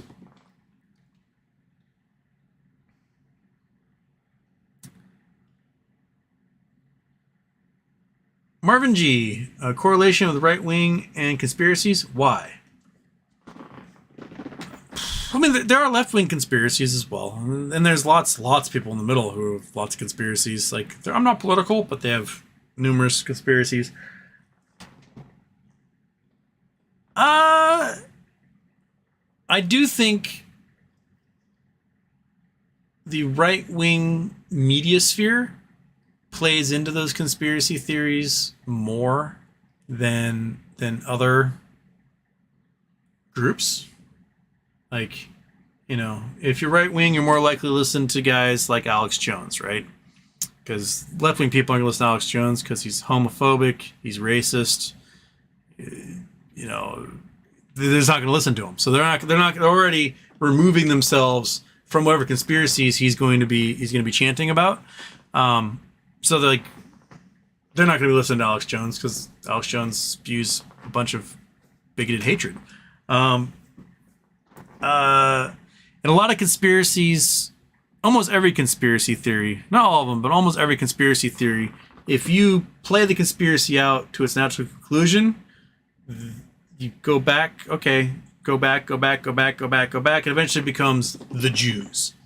And you're just not going to get a lot of folks in the middle of the road or left who are going to want to blame the Jews for everything. We had that problem before, and it didn't turn out very well for the world. So at the heart of so many conspiracy theories is anti-Semitism. And that does not play well with folks on the left side of the spectrum. But on the right side of the spectrum, it plays quite well, quite frankly. So that might be why they're drawn to it. Prior to COVID, like we're talking like a couple weeks leading up to COVID, I'm in LA with my sister. I have lots of sisters, by the way, so with a sister, and we're talking, we're like, oh man, this COVID thing's coming and the entire world's gonna shut down. She's telling me, oh yeah, no, the entire world's gonna shut down, you know, looks like we're having a pandemic, so get ready for it. I'm like, yeah, totally. I fly home, entire world shuts down. We're like, hey, it happened just like we said it was going to. Wow. About 10 days into COVID, she sends me videos of the virus isn't real, it's 5G antennas. I'm like, no, it's not. It's actual virus. We've seen it under a microscope. We can point to it. We can watch it act. We know exactly how it's working. We've sequenced its DNA. We've isolated it. It's a virus. No. It's not real. It's 5G antennas. It's you didn't go to the gym enough. Blah blah blah. I'm like, no, it's a virus. It's what happens. And then she starts sending me other videos a couple weeks in, and these videos are now coming from like known Nazi accounts, white supremacist accounts on YouTube and Rumble and what's the other one? That's for the Nazis. I can't remember the other Rumble-ish one. And I was like, hey, I just want you to know, this guy is an out and proud neo-Nazi with like swastika tattoos and everything, and he's a total conspiracist nut job who has no idea how to do anything except be a hateful bag of shit. And she's like, well, you know, he makes a point. I'm like, he doesn't make a point. He's spouting gibberish about 5G antennas causing COVID, when we know that places without 5G antennas, people are getting COVID. So that right there should make it so that, oh, maybe there's some 5G antennas. And I was like, hey, if you keep watching these videos, the YouTube algorithm, we all know about the YouTube algorithm, about what they recommend. And if they see something, they're recommending something that's similar to that, right? Well, the way it works in the sphere of I'm watching some crappy conspiracy videos made by hateful Nazis, they'll be like, hey, how about these conspiracy videos by some hateful Nazis? And I said, if you keep going down this road, you're going to start talking about the Jews and how they're the problem of everything. She's like, no. Flash forward 2 years, and she's talking about how the Jews are the problem. And I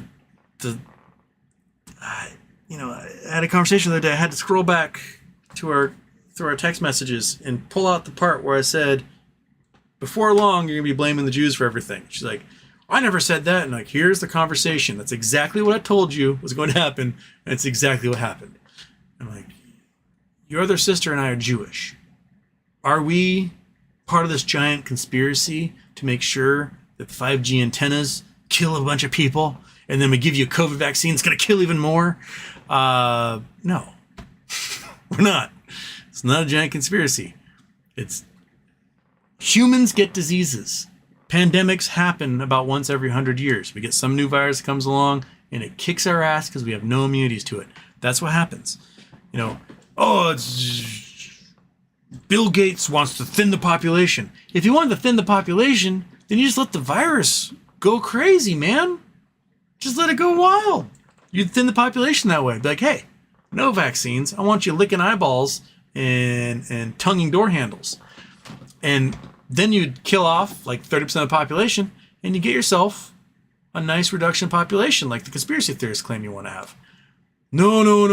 You got to give them the vaccine and save them from the virus. And then there's going to be a time release mechanism that happens on March 24th, 2024. And their heads are going to explode. How complicated is that? It's like, as we're reading this conspiracy theory crap talking about how the fire in Lahaina came from Jewish space lasers, all because they want everyone to have a 15-minute city. If you've ever been to Lahaina, Lahaina already was a 15-minute city. You could get to any part of Lahaina in under 15 minutes walking. Why? Because it's 3 miles long. That's it. About a quarter mile wide, 3 miles long at the most. You can walk pretty much to any grocery store either in a town in 15 minutes. Done. I watched another video recently. Some conservative member of parliament in Germany who was talking about the WEF. Oh, the WEF, the 15-minute cities. And this lady was talking about how it's all about control. Everyone wants 15-minute cities. Germany already has 15-minute cities. Every city in Germany is a 15-minute city. Why? Because you got public transportation. You have bicycle paths. You have sensible medieval architecture where these streets are tiny and don't necessarily allow for like giant highways to go through. You already have your 15-minute cities. And why wouldn't you want to live in a 15-minute city? Who likes to go drive for an hour to get groceries? No one. Why would you want that?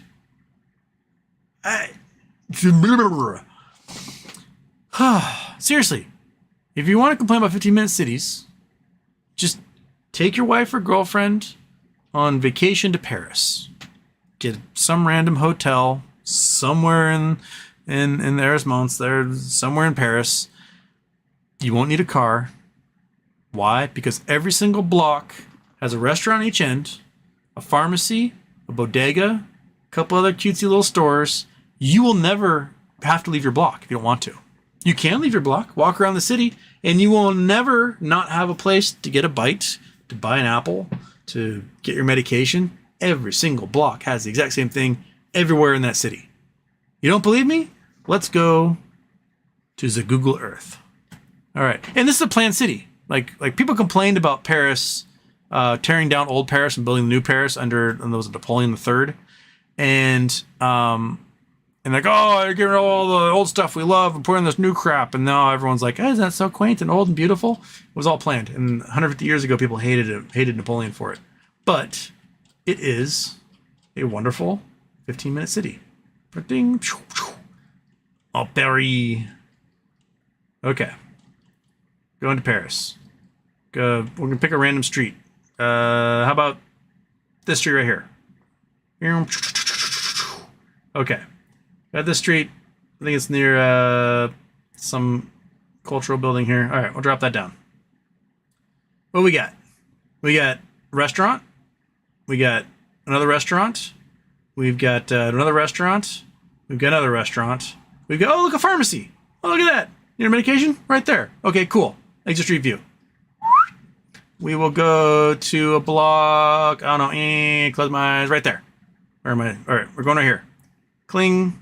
Come on. Give me a little man. Right there. Bing. Okay, what we got? We got, what's that? That looks like a restaurant. There's a restaurant. There's a restaurant. There's a pot shop. All right, got a pot shop. You got your little shops there. Can we see? Do we see the little green sign? Oh, there's another restaurant. There's a bookstore. There's another cafe. Oh, I'm not seeing a green. Normally there's like a green cross where the pharmacies are everywhere. Well, no pharmacy in this one. So I'm going to have to walk a block for this one. Let's see how far it is till we get to a pharmacy. Okay, so we're still in the same block. Block number 2. We have a pharmacy. We have a bunch of restaurants. There's a Mexican restaurant. I bet it's garbage, though. The French people can't make Mexican food to save their lives. Okay, got ourselves a nice little intersection. There's going to be a pharmacy. I bet there'll be a pharmacy when we get to this intersection. Oh, bus, don't get in the way, bus. Don't get in the way, bus. I can't see. There we go. Okay, what do we got? We got record store. We got Space Micro. There's a big brasserie. There it is, right there. There's your pharmacy. Seriously, every block has one. You got 5 restaurants, pharmacy, bodega, a couple of cute shops, pot store, whatever. Like, every block has it. If you don't want to walk very far, you don't have to, man. Yeah, just chill, baby. Okay. How did we get there? I don't know how I got on that tangent.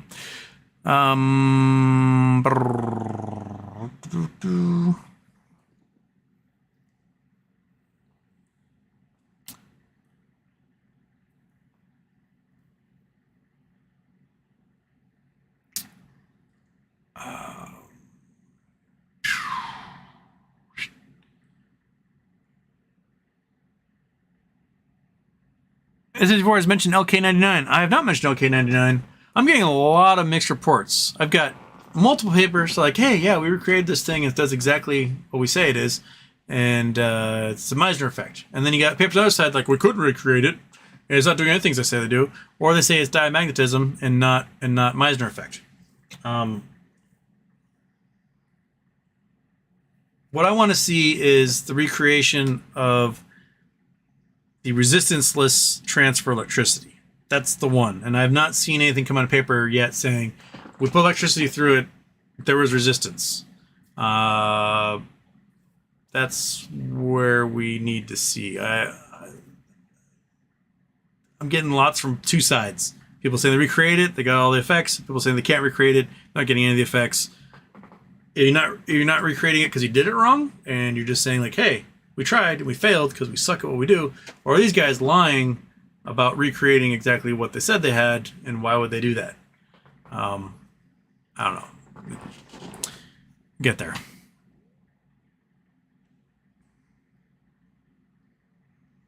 Since before, Jeff Bezos gave $100 million to disaster relief. Good. He should give more. Here, Oprah's giving a pile too.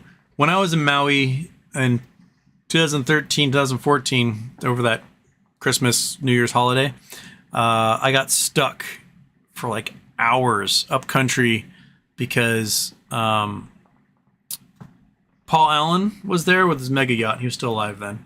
Oprah Winfrey was there, and Michelle Obama was visiting Oprah Winfrey, and they like blocked off all these roads for the motorcade. And so we just got stuck in this town for like 3 hours while all these billionaires and presidents' wives and stuff did their thing with Oprah. I just want to go back and take a nap on the beach, man.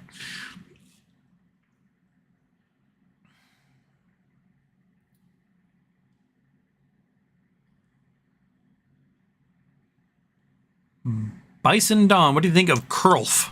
I just read they're set to be a big player in Germany when marijuana is legalized. I wouldn't know the first thing about a Kurlf or who would benefit from legalization in Germany. But I'll take your word for it, Bison.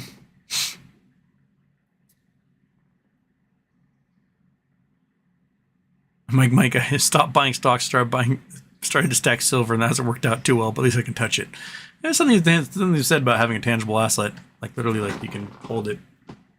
It also means someone else can hold it and walk away with it, but, you know.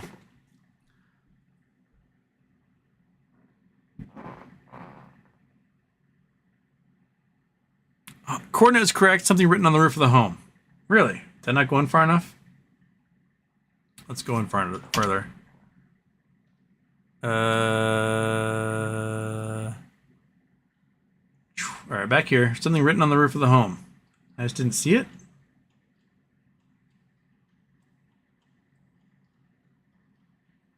Ah, too far. Here's a ground view. Oh.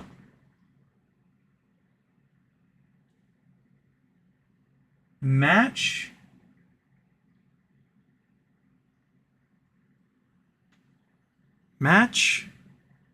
porn not, does that say porn? Wish I could zoom in more. Oh, watch porn not me. Is that what it says? Oh, watch porn not me. I get it.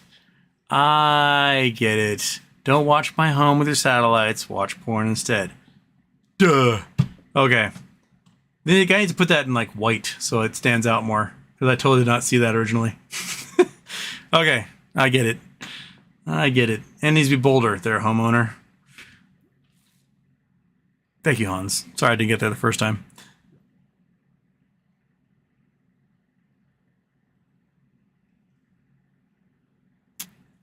George 77, good night. Good night there, George.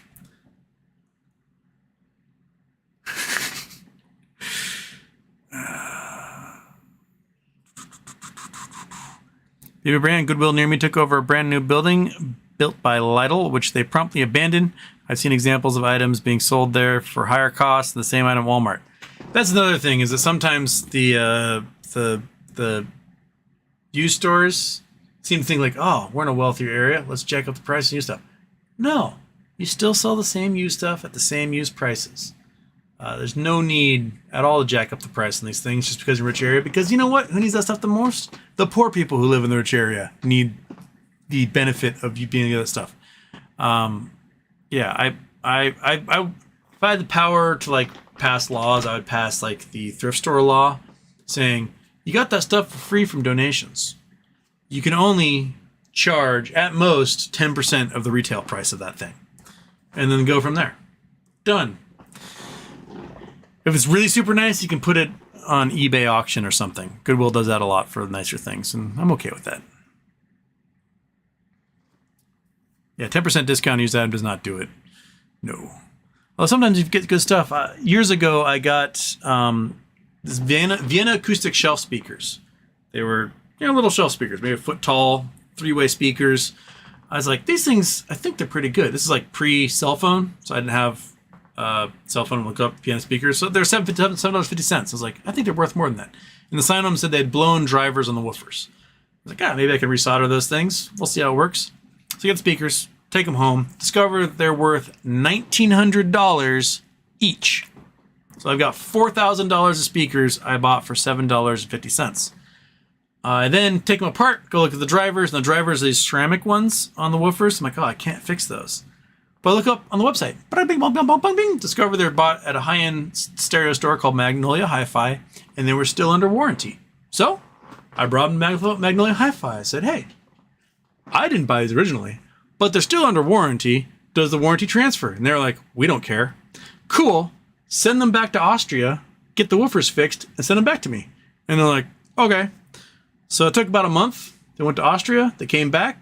I think they just put new speakers in there and said, fuck it. And I now had $4,000 of speakers used. I put on eBay, sold them for like $2,200 for $7.50 in a month's worth of time. So every once in a while, you get something that's awesome. because people at Goodwill are like, I don't know what this is. Doesn't make sound. Who cares? But it was still under warranty because some rich guy blew out his Vienna acoustic speakers by, I don't know, playing death metal or something. BW Brand, Elon's actions are those of a man on drugs. Well, he's on ketamine, so there's that. Yeah.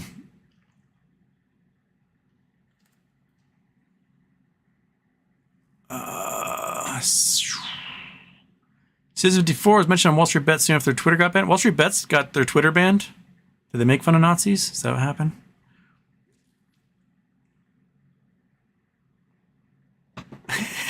Paul Engelbrecht just here to publicly flagellate over new Trump charges. How many is he at now? How many charges were in that indictment today? I forgot to read that part. Fullerton indictment charges. Fulton, not Fullerton. Fulton indictment charges. Fulton County Grand Jury indicts Trump. How many charges are in that?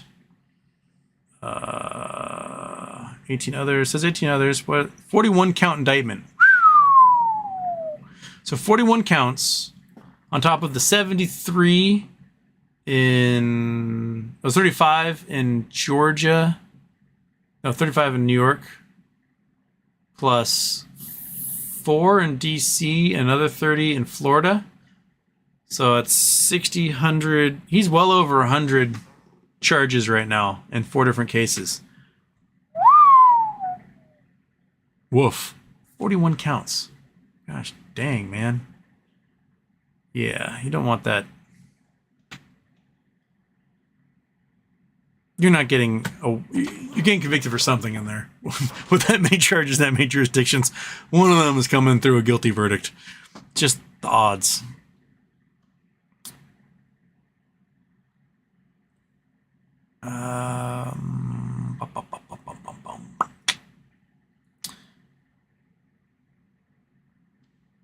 Where I just lost my spot again.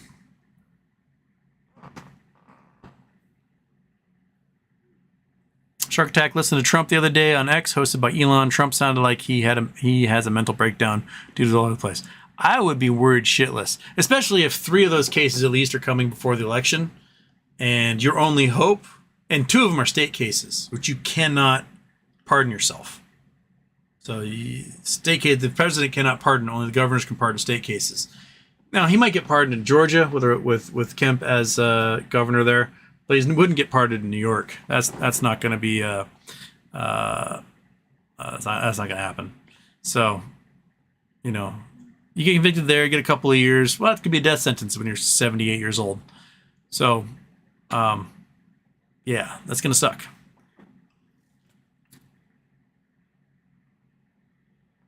DVS is pronounced analyst, not Allen list.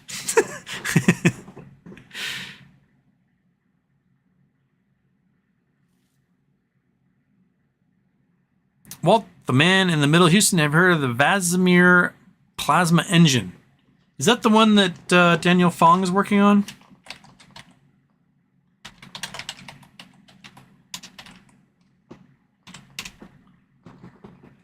Ad Astra Rock. Oh, it's the Ad Astra one. Ad Astra Rocket Company. Come on, I clicked on you. Open a window. You can do it. It's midnight. The internet's not that slow at midnight. Come on. Come on. Turn off the Google Earth. There we go. Vasimir Variable Specific Impulse Magnetoplasma Rocket Engine is Ad Astra's flagship project, a disruptive development in the space propulsion status quo.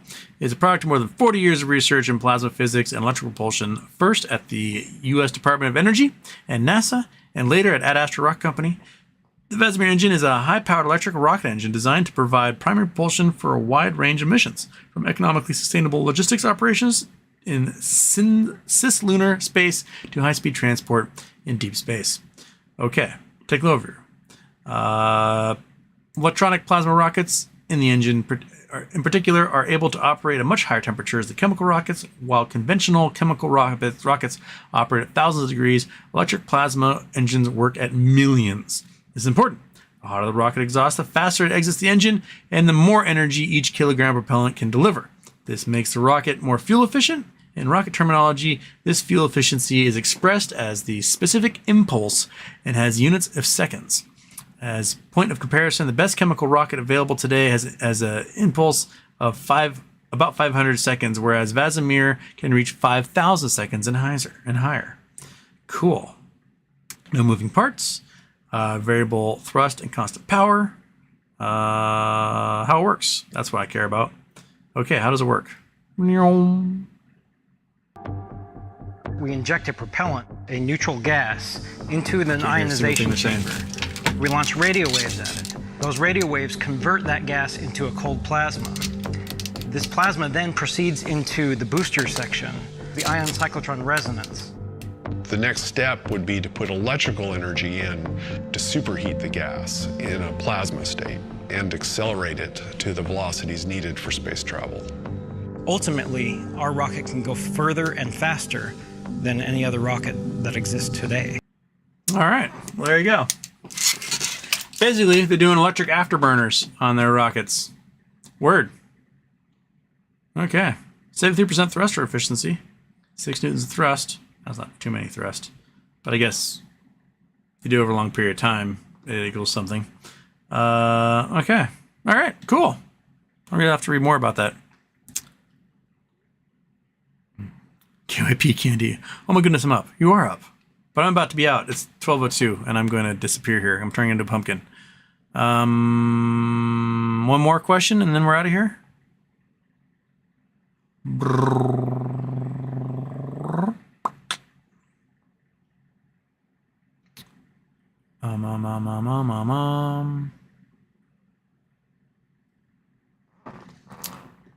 Spooky sightings, missing flight, MH370 abduction footage going viral.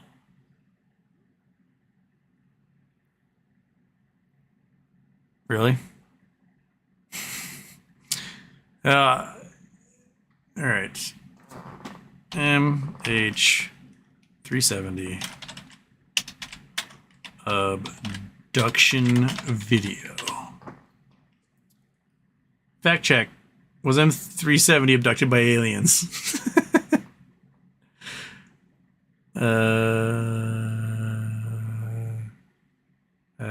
Videos posted. Subreddit UFO dedicated investigate claims. Publication added. Second part. Now viral footage was captured by satellite and was not even launched at the time of the plane's mysterious disappearance. That's all I need to know. All right. Done. Okay.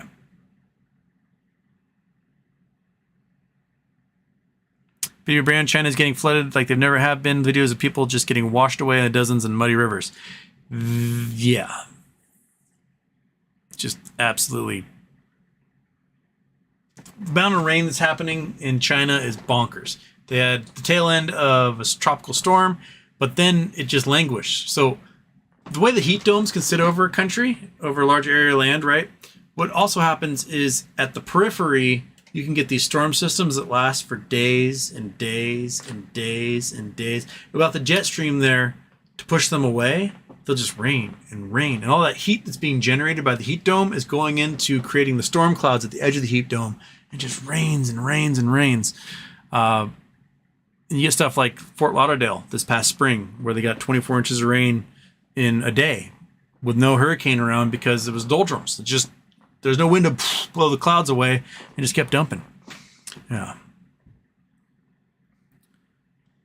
Yeah. Houston, when Tuesday show? The 29th. That's our Charity Tuesday. It's going to be, August 29th, the Charity Tuesday, and hopefully we'll have a good local charity we can donate to available on YouTube by then. At the moment, we don't have any. I went searching, and I couldn't find a good one at the moment. So I submitted a whole bunch of potentials to YouTube, and I'm waiting to hear back if some of them are accepted by then, and we can do one for our Charity Tuesday this month. Yeah. DVS, my dad has Vienna Acoustic speakers. The man's got taste. There you go. Patrick's 421. How big of an explosion would Starship be on the launch pad if fail? Huge. I mean, it's the blast out of the jets is enough to create a giant crater and coat towns 10 miles away in dust. So if that fuel all went kaboom at once, it would be gigantic. Yeah. Okay. All right. I'm at 2-hour mark. I am very warm. I'm going to go downstairs where it's like 25 degrees cooler and have, I don't know, ice cream or something. Actually got cheesecake in the fridge. Let me have some cheesecake. Cheesecake is always the right choice. So anyway, I'll see you guys Wednesday.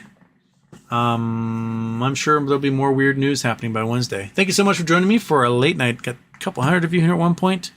Fantastic. Fat belly cat, anything to add? Oh, jiggle, jiggle, jiggle, jiggle, jiggle. Look at that thing.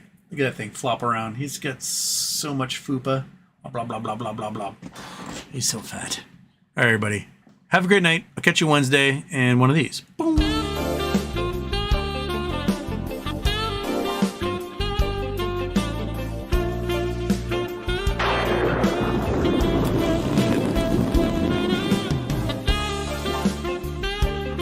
Just have that cat belly. Blah blah blah blah blah blah blah blah blah blah blah blah blah blah blah blah blah blah blah.